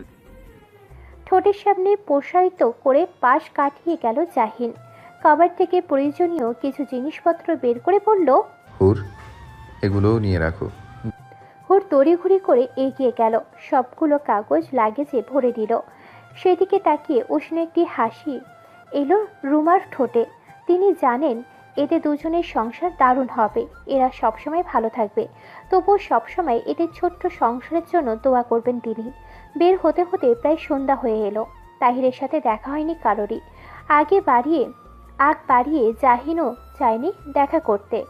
যে যার মতন রয়েছে, এটাই ভালো। গাড়িতে উঠে বসতেই রুমা ব্যস্ত ভঙ্গিতে বললেন, তাহিরটা যে কোথায় গেল? তিনি কাউকে একটা ডাকতে চেয়েছিলেন, তবে জাহিন বাধা দিয়ে বলল, দেরি হয়ে যাবে, ও থাকুক নিজের মতন। এমনিতেও ফিওনার দেয়া ধোঁকায় কষ্ট পেয়েছে। এই মুহূর্তে রুমা কি বলবেন বুঝে উঠতে পারলেন না। তিনি শুধু ফ্যালফ্যাল করে চেয়ে রইলেন। হুর বিদায় জানালো, তারপরই গাড়ি চলতে শুরু করলো। গাড়িটা যত আগাচ্ছে হুরের হৃদয় ততটাই শান্ত হচ্ছে। অবশেষে তাহির নামক অশান্তির থেকে মুক্তি পাচ্ছে সে। ও মনে মনে ভেবে নিয়েছে এই বন্ধনটা আরেকটু দৃঢ় হলেই জাহিনের সাথে সবকিছু নিয়ে আলোচনা করবে। হৃদয়ের দ্বিধা ভেঙে তৈরি করবে সুন্দর এক দ্বিধামুক্ত সংসার। বিষয়টা ভাবতেই মেয়েটির দু চোখে অশ্রুতে ভরে ওঠে। জাহিন পাশ ফিরে চায়, অশ্রুসিক্ত নয়ন দেখে শুধায়। চোখে জল কেন? মেয়েটি উত্তর দেয় না, ওড়নার কোণে জল মুছতে থাকে। তারপর বলে, এমনি চোখে যেন কি পড়েছে। ওর কথায় জাহিন হাসে। মন পড়ার ক্ষমতা না থাকলেও মেয়েটির হৃদয়ে অনেক কথাই সে বুঝতে পারে। তাই তো চোখে জল দেখে বিচলিত হলো না সে, কারণ ও জানে এই অশ্রু দুঃখ থেকে নয়, এই অশ্রু সুখের। মেয়েটি এই সুখ সুখ অনুভূতি আর একটু বাড়াতে হাত বাড়ালো ও আদরের সাথে গাল স্পর্শ করে দিয়ে বলল, সব সময় মনে রাখবে তুমি শুধু আমার প্রয়োজন নও হুর, যাকে প্রয়োজন শেষে ফেলে দিব। তুমি হলে আমার সেই প্রিয়জন যার প্রয়োজন কখনোই ফুরাবে না। শেষ নিঃশ্বাস অবধি এক থাকবো আমরা। অবলম্বন পেয়ে মেয়েটার সুখের অশ্রু আরও বৃদ্ধি পায়। ও চোখে জল নিয়ে মুখশ্রীতে হাসি ফোটায়, একইভাবে হাসে জাহিনও। হাত ছড়িয়ে মনোযোগ দেয় সামনের দিকে। এদিকে হুর মাথা এলিয়ে দেয় সিটের সাথে, চোখ বন্ধ করে হৃদয়ে আকাশ সুন্দর একটা সংসার, যেই সংসারে কোনো দ্বিধা নেই, নেই কোনো তৃতীয় ব্যক্তি। এই সংসার শুধু জাহিন ও হুরের একান্ত ও ভালোবাসার। ঢাকায় নিজস্ব ফ্ল্যাটে জাহিনের ছোট্ট সংসার। সেই ফ্ল্যাটে আজ নতুন মানুষের আগমন ঘটল। এমনিতেই ছেলেটার গোছানো স্বভাবে, মানুষটাও ভেজালহীন। 3 কামরার বড় একটা বাসা, প্রতিটা রুমের সাথে লাগোয়া বারান্দা থাকলেও জাহিন যে কক্ষে থাকে সেই কক্ষে লাগোয়া বারান্দাটা বিশাল ও ছাদ খোলা। একপাশে ছোট্ট বসার টেবিল, চেয়ার। বিকেলে কিংবা সকালে এখানে বসে চায়ের সাথে দারুণ এক দৃশ্য অনুভব করা যাবে। পুরো ফ্ল্যাট ঘুরে ঘুরে দেখে নিচ্ছিল হুর। জাহিন ফ্রেশ হয়ে এসেছে, হাতের তোয়ালে বারান্দায় মেলতে এসেছিল। তখন দেখে মেয়েটা চোখ বন্ধ করে প্রাণ খুলে নিঃশ্বাস নিচ্ছে। ওর দু চোখে প্রশান্তি এসে স্পর্শ করে গেল। কয়েক সেকেন্ড চেয়ে থেকে কিছুটা ঘনিষ্ঠ হয়ে বলল, ছোট্ট সংসারে অসুবিধা হবে নাকি? এই প্রশ্নে পাশ ফিরতে চাইল হুর, তবে পারল না। মানুষটার বাহুর সাথে তার বাহু ঠুকে গেল। প্রস্থানের উদ্দেশ্যে পা বাড়াতে চাইছিল মেয়েটা, তবে তার পূর্বেই হাতটা জাহিনের পুরুষালী হাতের দ্বারা আটকে গেল। পেয়েছে, আজ নয়, অর্ডার করে দিয়েছে, একটু পরেই এসে যাবে। এই কথার পর মেয়েটি একটু মৌন হলো। জাহিনের আরো কিছুটা এগোতে চাইল, তবে পারল না। সহসায় মেয়েটা বলে উঠল। জাহিনের একটু মন খারাপ হলো। মেয়েটা শুধু পালাতে চায়, অথচ ওর মন চায় সবসময় ভালোবাসতে, কাছাকাছি আসতে। যাও। একদম থমথমে মুখে জবাব দিল জাহিন। অনুমতি পেয়ে হুড়ো চলে এলো। সেই সাথে একবার পিছন ফিরেও তাকালো। পুরুষটি এত সুদর্শন, একটু একটু করে মেয়েটিকে গ্রাস করে নিচ্ছে। এই মানুষটা হয়তো জানে না হুরের অন্তরে তার জন্য কতটা জায়গা তৈরি হয়েছে। খাবার এসে গিয়েছে। কাচ্ছির অর্ডার করেছিল জাহিন, একদম ধোয়া ওঠা গরম গরম। হুর সময় নিয়ে টেবিলে সাজিয়েছে, যার দরুন একটা উৎসব উৎসব ভাব বিরাজ করছে খাবার টেবিলটাই। জাহিন বসতে বসতে বলল, নিজেকে মেহমান মনে হচ্ছে। অধরে হাসির রেখা। প্লেটে খাবার বাড়তে লাগলো হুর, আর সেদিকে তাকিয়ে রইল জাহিন। খাবার বেড়ে দিয়ে মেয়েটি যখন ঘুরল, তখনই নজরে এলো ঘরে ডুবে থাকা দৃষ্টিখানা। ও সতর্ক হলো, একটু গলা পরিষ্কার করে নেয়, 2বার আওয়াজ করলো। এতে ঘোর ভাঙল জাহিনের। বিষয়টি বুঝে সই ঠোঁটে কামড়ে ধরল ছেলেটা। প্লেটের স্বাভাবিকের তুলনায় অনেক বেশি খাবার তুলে দিয়েছে হুর। জাহিন হেসে ফেলল। দুজনে খাবার বেড়ে দিয়েছে। কমিয়ে দিয়েছি। বলে হাত বাড়ালো হুর, তবে বাধা দিল জাহিন। নত দৃষ্টি মেয়েটির দিকে নিক্ষেপ করে বলল, প্রয়োজন নেই, তুমি বসো। আচ্ছা। এক চেয়ারের পরে বসতে নিচ্ছিল মেয়েটা। জাহিন ভুরু কুঁচকে বলল, অত দূরে কেন, কাছে আসো। কথা মতন কাছের চেয়ারটাতে বসলো হুর। জাহিন সময় নিয়ে কাচ্চির সাথে লেবুর রস আর সালাদ মাখিয়ে দিল। লোকমা করে সামনে বাড়াতে মেয়েটির চোখ হলো বড় বড়। এভাবে তাকাও কেন? হা করো। আপনি খাবেন না? আমি নিয়ে নিচ্ছি। হা করো, বেশি কথা কেন বলো? প্লেট নিতে যাচ্ছিল মেয়েটি, তবে থেমে যেতে হলো। কিঞ্চিত অস্বস্তি নিয়ে তাকাতে জাহিনের দৃষ্টি শীতল হলো। চোখে এত অস্বস্তি কেন? আমি তোমার স্বামী হই হুর। খাইয়ে দেওয়ার জন্য এই শব্দটাই কি যথেষ্ট নয়? এই পর্যায়ে মেয়েটির চোখে মুখের দ্বিধা আর বাড়ল। আমতা আমতা সুর ধরে বলল, সরি, আমি আসলে। হা করো তো। আর কথা বাড়ালো না ও। হাঁ করলো। জাহিনও লোকমা মুখে তুলে দিল। খাবার চিবোতে চিবোতে হুরের দুটো চোখ অশ্রুসিক্ত হয়ে গেল। অতীতে তাহির নামক অভিশাপটাও তাকে খাইয়ে দিয়েছিল, আজ জাহিনও খাইয়ে দিচ্ছে। অথচ দুটোর মাঝে বিস্তর ফারাক। ওই সময়ে হুরের হৃদয়ে শুধু ভালো লাগা কাজ করেছিল, তবে আজ মনে হচ্ছে জীবনের সব রকম সুখের আত্মপ্রকাশ ঘটেছে। তিনি দিন কবুলে শক্তি ভীষণভাবে অনুভব করছে। জাহিনের করা যত্ন হুরকে প্রভাবিত করলো। পরের দিন মানুষটার হাতে খাওয়ার জন্য মন আকুলি বিকুলি করছিল, কিন্তু বলতে না পারার যন্ত্রণাটাও ক্রমশ সমস্ত শরীরে ভর করে বসল। অলসতায় ভরে গেল দেহ। ব্যবসায়িক কাজে জাহিনকে বের হতে হয়েছে। সে সকাল সকাল চলে গিয়েছে। লাঞ্চের আগে কল করেছিল, ঠিক মতন খেতে বলেছে। হুর সম্মতি জানিয়েছে, অথচ সে কোনোভাবেই খাবারটি খেতে পারেনি। বেহায়া মন গতরাতের ন্যায় প্রিয় স্বামীর হাতে খাওয়ার জন্য পায়তারা করে চলেছে। দীর্ঘশ্বাসের পর দীর্ঘশ্বাস ফেলতে ফেলতে মেয়েটি বারান্দায় এসে ছিল। ফুল গাছ থাকায় একটি প্রজাপতি ফুলের কাছে এসেছে। দেখতে ভালো লাগছে। ওর আগ্রহ হলো। প্রজাপতিখানা ছুঁয়ে দেখা লোকটি সামলাতে পারল না। দু হাতের মুঠোয় প্রজাপতিখানা তুলছে মাত্রই অমনি রিংটোন কানে বেজে উঠল। জাহিনের কল করেছে ভেবে চট করে কক্ষে প্রবেশ করলো ও। নতুন ফোন কিনে দিয়েছে মানুষটা, ওই নাম্বারগুলো সেফ নেই। ও কলটি রিসিভ করলো। হাসি হাসি মনে হ্যালো বলতেই ওপাশ থেকে দীর্ঘ একটি নিঃশ্বাস ভেসে এলো। এই নিঃশ্বাসের শব্দটি খুব করে অনুভব করতে পারে ও। ওর গলা ধরে এলো। মা। ওপাশের ব্যক্তিটি শব্দহীন কেঁদে চলেছেন। মেয়েকে দেখার ছোঁয়ার বড় লোভ হচ্ছে, অথচ উপায় নেই। মা, এটা তুমি? কথা বলো, কথা বলো প্লিজ। এবার লতিফা জবাব দিলেন। কান্নাটা খুব ভালোই গিলে নিতে পারলেন, যার দরুন কোনো কিছুই বুঝল না হুর। কেমন আছিস মা? আমার ফোনে টাকা নেই, পাশের বাসা থেকে কল করলাম। আমি তো ভালো আছি মা, খুব ভালো। তুমি কেমন আছো? ক্ষীণ সুরে লতিফা বললেন। ভালো। সত্যি বলতে খুব একটা ভালো নেই তিনি। শরীরের নানান রোগের উপস্থিতি টের পাওয়া যায়, তবে সব কিছু ছাপিয়ে কন্যার সাথে যখনই কথা বলেন তখনই মন ভালো হয়ে যায়, ভালো হয় শরীরও। এ যেন কোনো এক জাদুকারী শক্তি। অথবা মায়ের মন এমনই হয়, সন্তানের সুখেই সুখী, দুঃখেই দুঃখী। জাহিনের সাথে একটু একটু করে হুরের ছোট্ট সংসারটা বেড়ে চলেছে। প্রয়োজনের অধিক জিনিস রয়েছে এই ফ্ল্যাটে, তাই নতুন করে কিছুই আনতে হয়নি, বরং সব কিছু বুঝে নিতে নিতে কটা দিন পেরিয়ে গিয়েছিল। মাঝে মেয়েটির বসার কাছাকাছি একটি ভার্সিটিতেও ভর্তি হয়েছে জাহিন, তবে সময় হয়নি কোথাও ঘুরতে যাওয়ার। প্রচুর ব্যস্ততার মাঝে চলছে জীবন। সকালে উঠে অফিসে যাওয়া, লাঞ্চের আগে কল দিয়ে খোঁজ নেওয়া, রাতে ফেরার আগে জিজ্ঞাসা করা কিছু আনতে হবে কি না। এইভাবেই চলছে তাদের সংসার। নতুন বিয়ে ওদের। স্বাভাবিকভাবেই হুরের হৃদয় কিছু অভিযোগ আসার কথা, কিন্তু মেয়েটা কোনো প্রকার অভিযোগ করে না, বরং বাসাটাকে আপন করে নিয়ে সারাটা দিন পার করে দেয় নিজের মতো করে। আজ ফিরতে আরও একটু লেট হলো। ডোর বেল বাজা মাত্রই দরজা খুলেছে হুর। জাহিনের দৃষ্টিতে শীতল ভাব। দুঃখিত, অনেকটা লেট হলো। সাধারণত 8টার মধ্যেই চলে আসে জাহিন, কিন্তু আজ তেমন কিছু হয়নি। ফিরতে ফিরতে 10টা বেজে গিয়েছে। মানুষটার জন্যই অপেক্ষা করছিল মেয়েটি, তবে চোখে মুখে কোনো অভিযোগ নেই। সারাদিন কেমন কাটলো? পরনের ব্লেজার খুলতে খুলতে শুধালো জাহিন। ছোট করে জবাব দিল হুর। ঠিকঠাক একা একা বোরিং লাগে না? কিছুটা, তবে সমস্যা নেই। ব্লেজারখানা খাটের ওপর রেখে পেছন ফিরল জাহিন। অদূরে দাঁড়িয়ে মেয়েটি, সে কাছাকাছিই হলো। বাহুতে হাত স্পর্শ করে বলল, অভিযোগ আছে আমার উপর?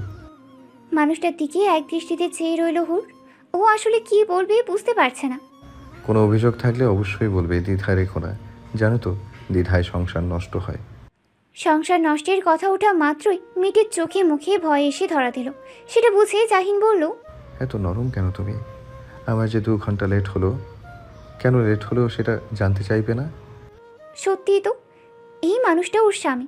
তার প্রতিটা পদক্ষেপের খোঁজ নেওয়া ওর দায়িত্ব অধিকার। তবে ও যে বলতে পারে না, হৃদয়টা ছটফট করে। জাহিন নিজ থেকেই বলে, আমার এক ফিমেল জুনিয়রের সাথে দেখা করতে গিয়েছিলাম। কথা শেষে আর চোখে তাকায় জাহিন। বোঝার চেষ্টা করে মেয়েটির মুখশ্রীর রং বদল হয়েছে কিনা, তবে ওকে অবাক করে দিয়ে নীরব থাকে মেয়েটি। জাহিন এবার হতাশ হয়।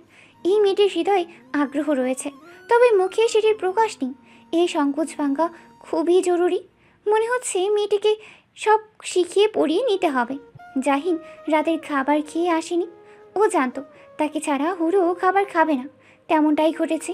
মেয়েটি দ্বিধার মাঝেই খাবার বেড়ে টেবিলে রাখলো, তারপর অপেক্ষা করতে লাগলো মানুষটার। জাহিন এলো কিছু সময় পর। ফ্রেশ হয়ে এসেছে সে। চুলগুলো তোয়ালে দিয়ে মুছে নিলেও কিছু পানি জমে রয়েছে। দেখতে সুন্দর লাগে। আপনি কি খাবার খাবেন? দ্বিধা ভেঙিয়ে শুধালো মেয়েটি। জাহিন হাতের দ্বারা চুলগুলো ছেড়ে নেবার মতো করে বলল, হ্যাঁ, খেয়ে আসেননি? খেয়ে আসলে ভালো হতো। তেমনটা বলতে চাইনি। আচ্ছা, বসো তুমি।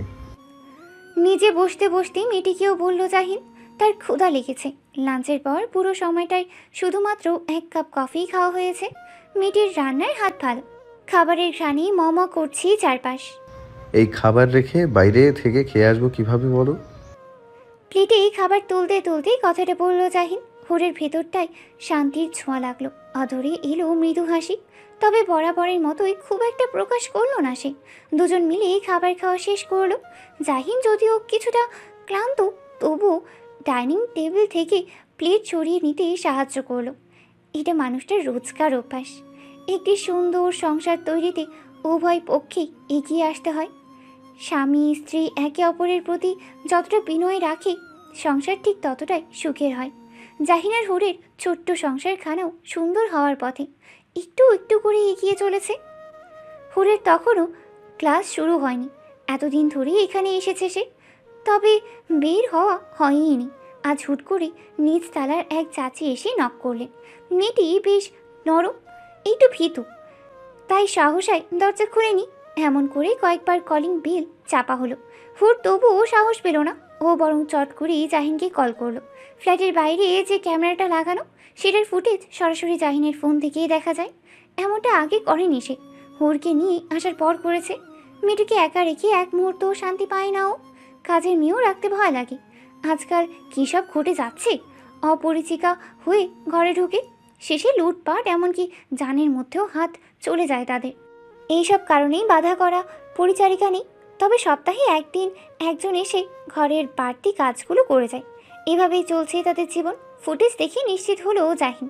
নিচতলা চাচি নারীটি ভালো, জাহিনকে স্নেহ করেন। সেদিন অফিসে যাওয়ার সময় দেখা হলো। ভারী অবাক হয়ে বললেন, বউ নিয়ে এসেছো শুনলাম। জি চাচি, সময় মেলাতে পারিনি, তাই দেখা করা হয়নি। ছোট ও সহজ করে উত্তর দিল জাহিন। চাচি দীর্ঘশ্বাস ফেললেন। ঠিক আছে, কোনো ব্যাপার না, আমি গিয়ে দেখা করে আসবো। অবশ্যই চাচি, আপনি গিয়ে দেখা করিয়েন। আসলে ওই একটু নরম স্বভাবের তো, তাই নিচ থেকে যে আসবে সেই সুযোগও নেই।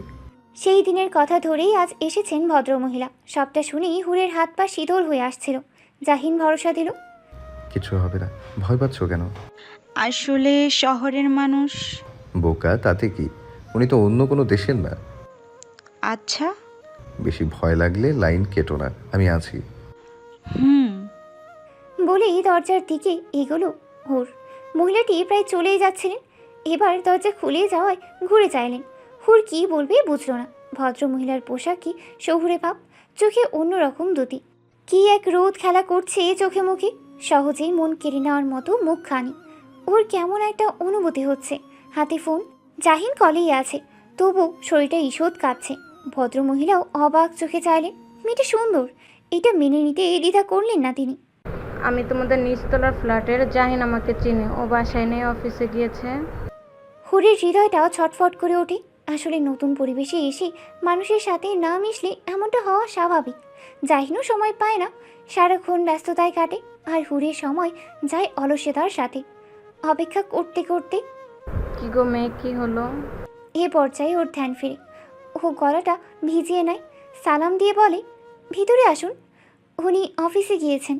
ভদ্রমহিলা ভিতরে আসে, চারপাশে নজর বুলিয়ে বলে, দুজনের সংসার কি বেশ ভালো? নীরব রয় হুর। হুরের নজর বারবার ফোনের দিকে যাচ্ছে। জাহিন তখনও কলে, তোমার বর কিন্তু বেশ ভালো শুনেছি, জমিদার বংশের ছেলে, ধন দৌলতের অভাব নেই, তবুও জীবন বেশ সাধারণ, নিজ পরিশ্রমে অনেক কিছু করেছে। আমি তো ভারী অবাক হই, অমন সুখ ছেড়ে কে এতটা কষ্ট করে বলো তো? আপনজনের প্রশংসা শুনতে ভালো লাগে, হুরেরও ভালো লাগছে। তবে ওর সংকোচটা সেই ভালো লাগাকে ছাড়িয়ে গিয়েছে, তাই বিশেষ কিছু বলতে পারলো না ও। শুধু ফ্যাল করে চেয়েই রইলো। এমনকি চা নাস্তার কথা বলতেও ভুলেই গিয়েছিল। তারপর হুট করে চাচি যখন শপিং ব্যাগটা বাড়িয়ে দিলেন, তখনই খেয়াল হলো, সেই সাথে বেশ লজ্জাও লাগলো। এটা তোমার দেখো পছন্দ হয় কি না। কোনো দরকার ছিল না চাচি, আপনি শুধু শুধু। এত সময় পর মুখ খুলল মেয়েটি, কণ্ঠটি বেশ মধুর। চাচি হেসে বললেন, কি বলো, নতুন বউ দেখবো খালি হাতে নাকি? হুরের লজ্জা লাগলো। নতুন বউ শব্দটা ভিতরে এসে তোল পার করে যায়। আমি চা বানাই। এই না, যেও না, আমি এখনই চলে যাব। মাত্রই তো এলেন। হ্যাঁ, কিন্তু সময় কম, আমাকে আবার বের হতে হবে। পাশের এক এনজিওতে জব করি, হাতে সময় কম। ভালো থেকো, পরে আবার দেখা হবে। নত মুখে শ্রদ্ধার সাথে বিদায় জানালো হুর। তিনি যাওয়ার পর দরজা লাগিয়ে বুক ভরিয়ে দম নিল। এত সময় ভেতরটা কেমন করছিল। এই সংকোচ কাটিয়ে উঠতে হবে, না হলে বিপদ। এভাবে চলতে গেলে পা হড়কে পড়া শুধু সময়ের ব্যাপার। পুরো সময়টাই লাইনে ছিল জাহিন। হুর যখন ফোনটি তুলল তখন অতিরিক্ত সময় প্রায় 8 মিনিট পার হয়ে গিয়েছে। ওপাশ থেকে কোমল কণ্ঠটা শোনা গেল, সব ঠিক আছে? হ্যাঁ, চাচি চলে গিয়েছে, তিনি ভালো মানুষ। নিঃশব্দেই হাসলো জাহিন। অনেকটা সময় পেরিয়ে যাওয়াতে বেশি কথা বাড়ালো না। কল রেখে দিয়ে হুর বসলো প্যাকেট নিয়ে। সুন্দর আকাশি রঙের শাড়ি, এই রঙটা ওর পছন্দের। শাড়িটার উপরেই হাত বুলোতেই মনটা ভালো লাগায় আচ্ছন্ন হয়ে যায়। সেই সাথেই হৃদয় কোনায় দোলা দিয়ে গেল দারুণ এক ভাবনা। বাড়ি ফিরতেই বিষণ্ণ হয়ে গেল জাহিন। আকাশি রঙের শাড়িটাতে মেয়েটাকে ফুলের অনুরূপ সুন্দর দেখাচ্ছে। ও নজর যেন সরতেই চাইল না। এতে করে বিব্রত হলো হুর। চোখের দৃষ্টি নামিয়ে ফেলছিল বারবার। সেটা দেখে জাহিনের অধরেই হাসি আসে।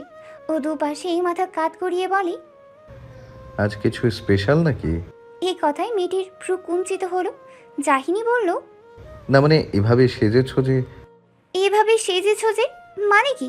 মুহূর্তেই মেয়েটির কেমন মন খারাপ হলো।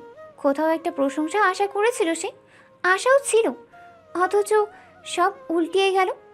মানুষটা সেটা না করে মানুষটা কি না উপহাস করলো। এমনি সেজেছি। কাঠ গলায় জবাব দিল হুর। কণ্ঠের অভিমান স্পষ্ট বুঝতে পারল জাহিন। তবে শুরুতেই অভিমান ভাঙানোর চেষ্টা করলো না। ও বরং গায়ের কোটখানা খুলে সোফায় রাখলো আর চোখে চেয়ে বলল, খাবার তৈরি? দিচ্ছি। বলেই এগিয়ে গেল মেয়েটি। জাহিন আনমনেই হাসলো। মেয়েটি খাবার পরিবেশন করলো। তবে তার মন খারাপ তখনও গেল না। জাহিন হাত মুখ ধুয়ে এসে বসলো টেবিলে। আয়োজন ভালো, প্রতিটা পদ থেকেই দারুণ ঘ্রাণ আসছে। প্লেটে খাবার তুলে নিয়ে জাহিন বলল, তুমি খাবে না? খিদে নেই। কেন? এমনি। ও। তারপর কোনো কথা নেই, জাহিন খেতে শুরু করলো। মানুষটার এমন বদল মেয়েটিকে নাড়িয়ে দিল। সব তো ঠিকই ছিল, তবে কি হলো হুট করে? জাহিনের কি ভালো লাগেনি? হুরকে এই সাজে সুন্দর লাগছে না, নাকি অন্য কারণ? ওর ভেতরটা কেমন হু হু করে ওঠে। চোখ থেকে নেমে আসে জল। সেটা আড়াল করতে উঠে যায় বাহানা দিয়ে। কক্ষে ফেরার পর কয়েক সেকেন্ড পেরিয়ে যায়, জাহিন এলো না। হুর ভেবেছিল এসব বুঝি মজা, কিন্তু না, মানুষটা আজ কেমন যেন হয়ে গিয়েছে। ওর চোখ থেকে জল নেমে এলো। তখনই চেনা কণ্ঠটা বলে উঠল, মেঝেতে যেন না পড়ে। মুখের কথায় আজ হলো না, জল গড়িয়ে পড়ল ঠিকই। অভিমানী কণ্ঠটা প্রথমবারের মতো অভিমান করে বলল, পারলে কি হবে? কি হবে সেটা তো বলে নয়, বরং দেখাতে হবে। জাহিনের শক্তপোক্ত হাতখানা মেয়েটিকে টেনে নিল নিজ বাহুতে। হুরের হৃদয় ছটফট করে উঠল। চোখে দৃষ্টি রইল নত। এই মেয়ে, চোখে পানি কেন আসে? ভীষণ প্রত্যাশা নিয়ে কোনো কিছু করার পর বিপরীত প্রতিক্রিয়া এলে মন ভেঙে যায়। হুরের মনটা আসলে ভেঙে গিয়েছে। জাহিরও থুতনি ধরে উঁচু করায় এতে করে চোখে জল আরও স্পষ্ট হয়। সেটা অন্য হাতের সাহায্যে মুছে দিয়ে বলে, এতদিনই অভিমান হলো তবে? জবাব আসে না। জাহিন বুঝে অভিমান হয়েছে। এই অভিমানের দরকার আছে আসলে। অভিমান আসলে প্রিয়জনের সাথেই করা যায়। জাহিন তো তার হৃদয়টা মেয়েটিকে দান করে দিয়েছে। তবে তবে হুর কি দান করেছিল? বিশাল এক প্রশ্ন ঘুরপাক খাচ্ছিল এখানটায়, যার সমাপ্তি ঘটল আজ। হুরের হৃদয়ে অভিমান জমেছে, অর্থাৎ জাহিনকে সেই প্রিয়জন মানতে পেরেছে। এই অপেক্ষায় ছিল জাহিন। বিধাতা এতদিনই অপেক্ষার অবসান ঘটালেন। জাহিনের বাহু থেকে নিজেকে ছাড়ানোর চেষ্টা করলো হুর, তবে পারল না। পুরুষটি আরও বেশি শক্ত করে ধরল তাকে, এক হাতে নিজের বক্ষের সাথে মিশিয়ে নিয়ে বলল, এমন সাজার পর পাগল করে দিয়ে এখন পালাতে চাইছো কেন? এমনি সেজেছিলাম, কোনো কারণ নেই। মিথ্যে, এমনি এমনি তো সাজুনি। না সত্যি, এমনি সেজেছি। অভিমান ঠিকরেই পড়ে যেন। জাহিন আরেকটু ঘনিষ্ঠ হয়, এতে করে মেয়েটির শ্বাস ভারী হয়ে যায়। আমার কাজ আছে। আমারও আছে। তো তো ছাড়েন। ছাড়বো না, কেন? কারণ কাজটা তুমি ছাড়া হবে না। হুর কি বলবে বুঝতে পারে না, তবে এটা সত্য। ভিতরে এক মিহি হাওয়া অনুভব করে সে, যেই হাওয়াটা সমস্ত শরীরে শিরশির এক অনুভূতি দিয়ে যাচ্ছে। জাহিনের পুরুষালী হাতের আঙ্গুলগুলো ক্রমশই মিটির ঠোঁটের কাছে এগিয়ে যাচ্ছে। যত আগাচ্ছে হুরের হৃদয় ততই আন্দোলিত হচ্ছে। আই থিঙ্ক তোমার চোখ বন্ধ করা উচিত, না হলে লজ্জা পাবে। এমনিতেই কেমন লজ্জা অনুভব হচ্ছিল, এই কথা বলে আরও বেশি লজ্জায় ফেলে দেয় পুরুষটি।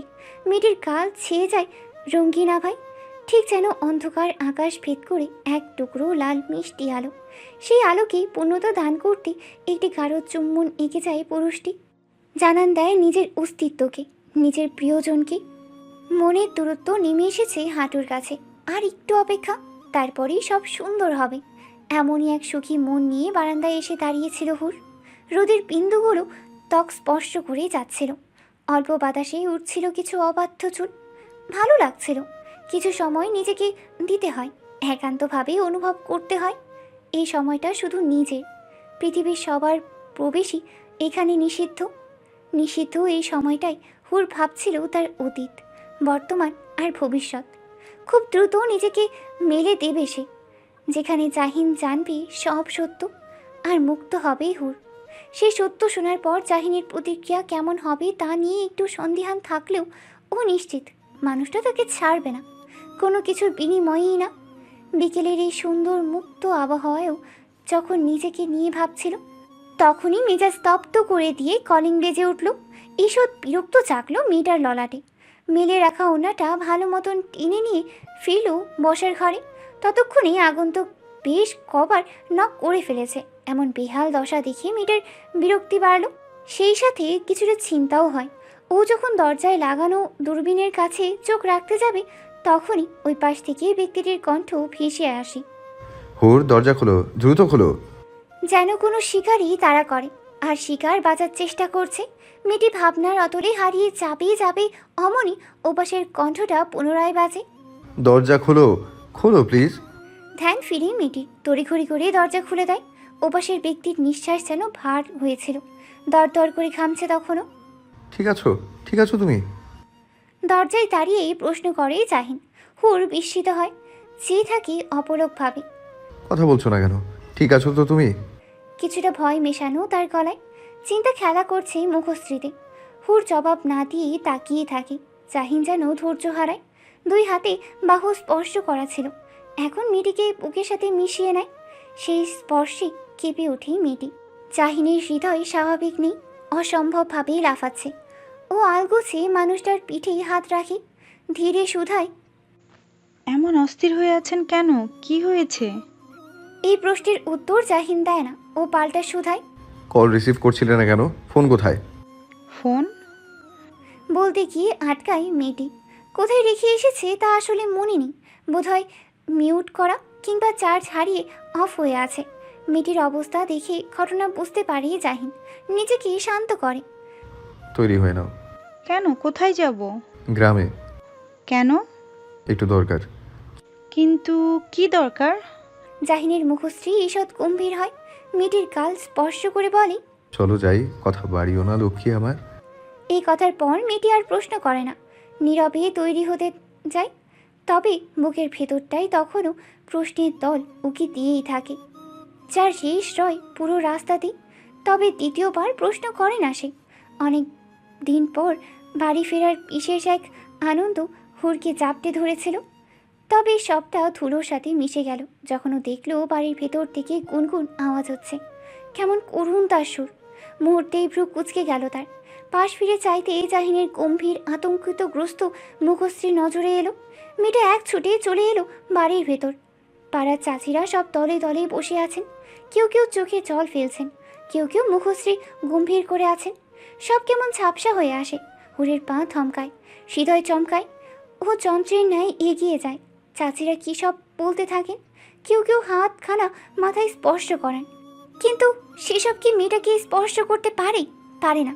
ওর চোখ দুটো ক্রমশ আবছা হয়ে আসে, বুক ভাঙ্গে কান্নায়, ঠোঁট কামড়ে ধরে দাঁতের দ্বারা। তারপর তারপর অস্পষ্টভাবেই আওড়ায়, মা, মা গো। ভেতর থেকেই কোনো শব্দ আসে না। ঝাপসা দৃষ্টিতে মাটিতে শায়িত এক টুকরো সাদা কাপড় দেখতে পায়। ওর ভেতর মুচড়িয়ে আসে, চিৎকার করে ওঠে, হায় আল্লাহ, আবার আবার আমাকে এতিম করে দিলে তুমি। ইয়া মাবুদ, কোন শাস্তি দিলে আমায়? এ কেমন শাস্তি দিলে তুমি? জাহিন এই প্রথমবার এতখানি অসহায় অনুভব করলো। মেয়েটিকে কিভাবে সান্ত্বনা দেবে বুঝতে পারল না। অফিসে থাকাকালীন যখন সংবাদটা পেল তখন ওর হৃদয় ভেঙে আসছিল। হুরকে কল করেও লাভ হয়নি, মেয়েটি রিসিভ করেনি। ওর ভয় বাড়ছিল, ভেবেছিল কোনো কিছু ঘটে গিয়েছে। ও ছুটে এসেছে অফিস থেকে, তবে বাসায় ফিরে সব শান্ত দেখে একটুখানি স্বস্তি মিলেছিল। কিন্তু এখন এখন কী উপায়? কীভাবে মেয়েটিকে সামাল দিবে ও? ওর ভেতরটা হাহাকারে ভরে ওঠে। উন্মাদের মতন কান্নায় ভেঙে পড়ে মেয়েটি। জাহিন দ্রুত ঘরের দিকে এগিয়ে আসে। যতক্ষণই কাছাকাছি হয় ততক্ষণই মেয়েটির প্রাণ যায় যায় অবস্থা। ও দু হাতে আঁকলে নেওয়ার পরই চেতনা হারায় মেয়েটি। আহা, কি করুণ সে দৃশ্য! প্রিয়জন বিয়োগ বড় নিষ্ঠুর হয়। এই দৃশ্য বড় দহনের। এই শোক সহজে নামল না। বাবা হারানোর পর মেয়েটির জীবনের অবলম্বন ছিলেন মা। ও পুরো এতিম ছিল না, কিন্তু এবার যে পুরো এতিম হয়ে গেল। এই শোক মেয়েটিকে শহরে যেতে আটকিয়ে দিল। প্রায় একটা সপ্তাহ কেটে গেল মায়ের ঘরটায়। কারো সাথেই ভালো মতন কথা হলো না, ঠিকঠাক খাওয়া হলো না। শুধু মায়ের জন্য অশ্রু ঝরাতে থাকলো।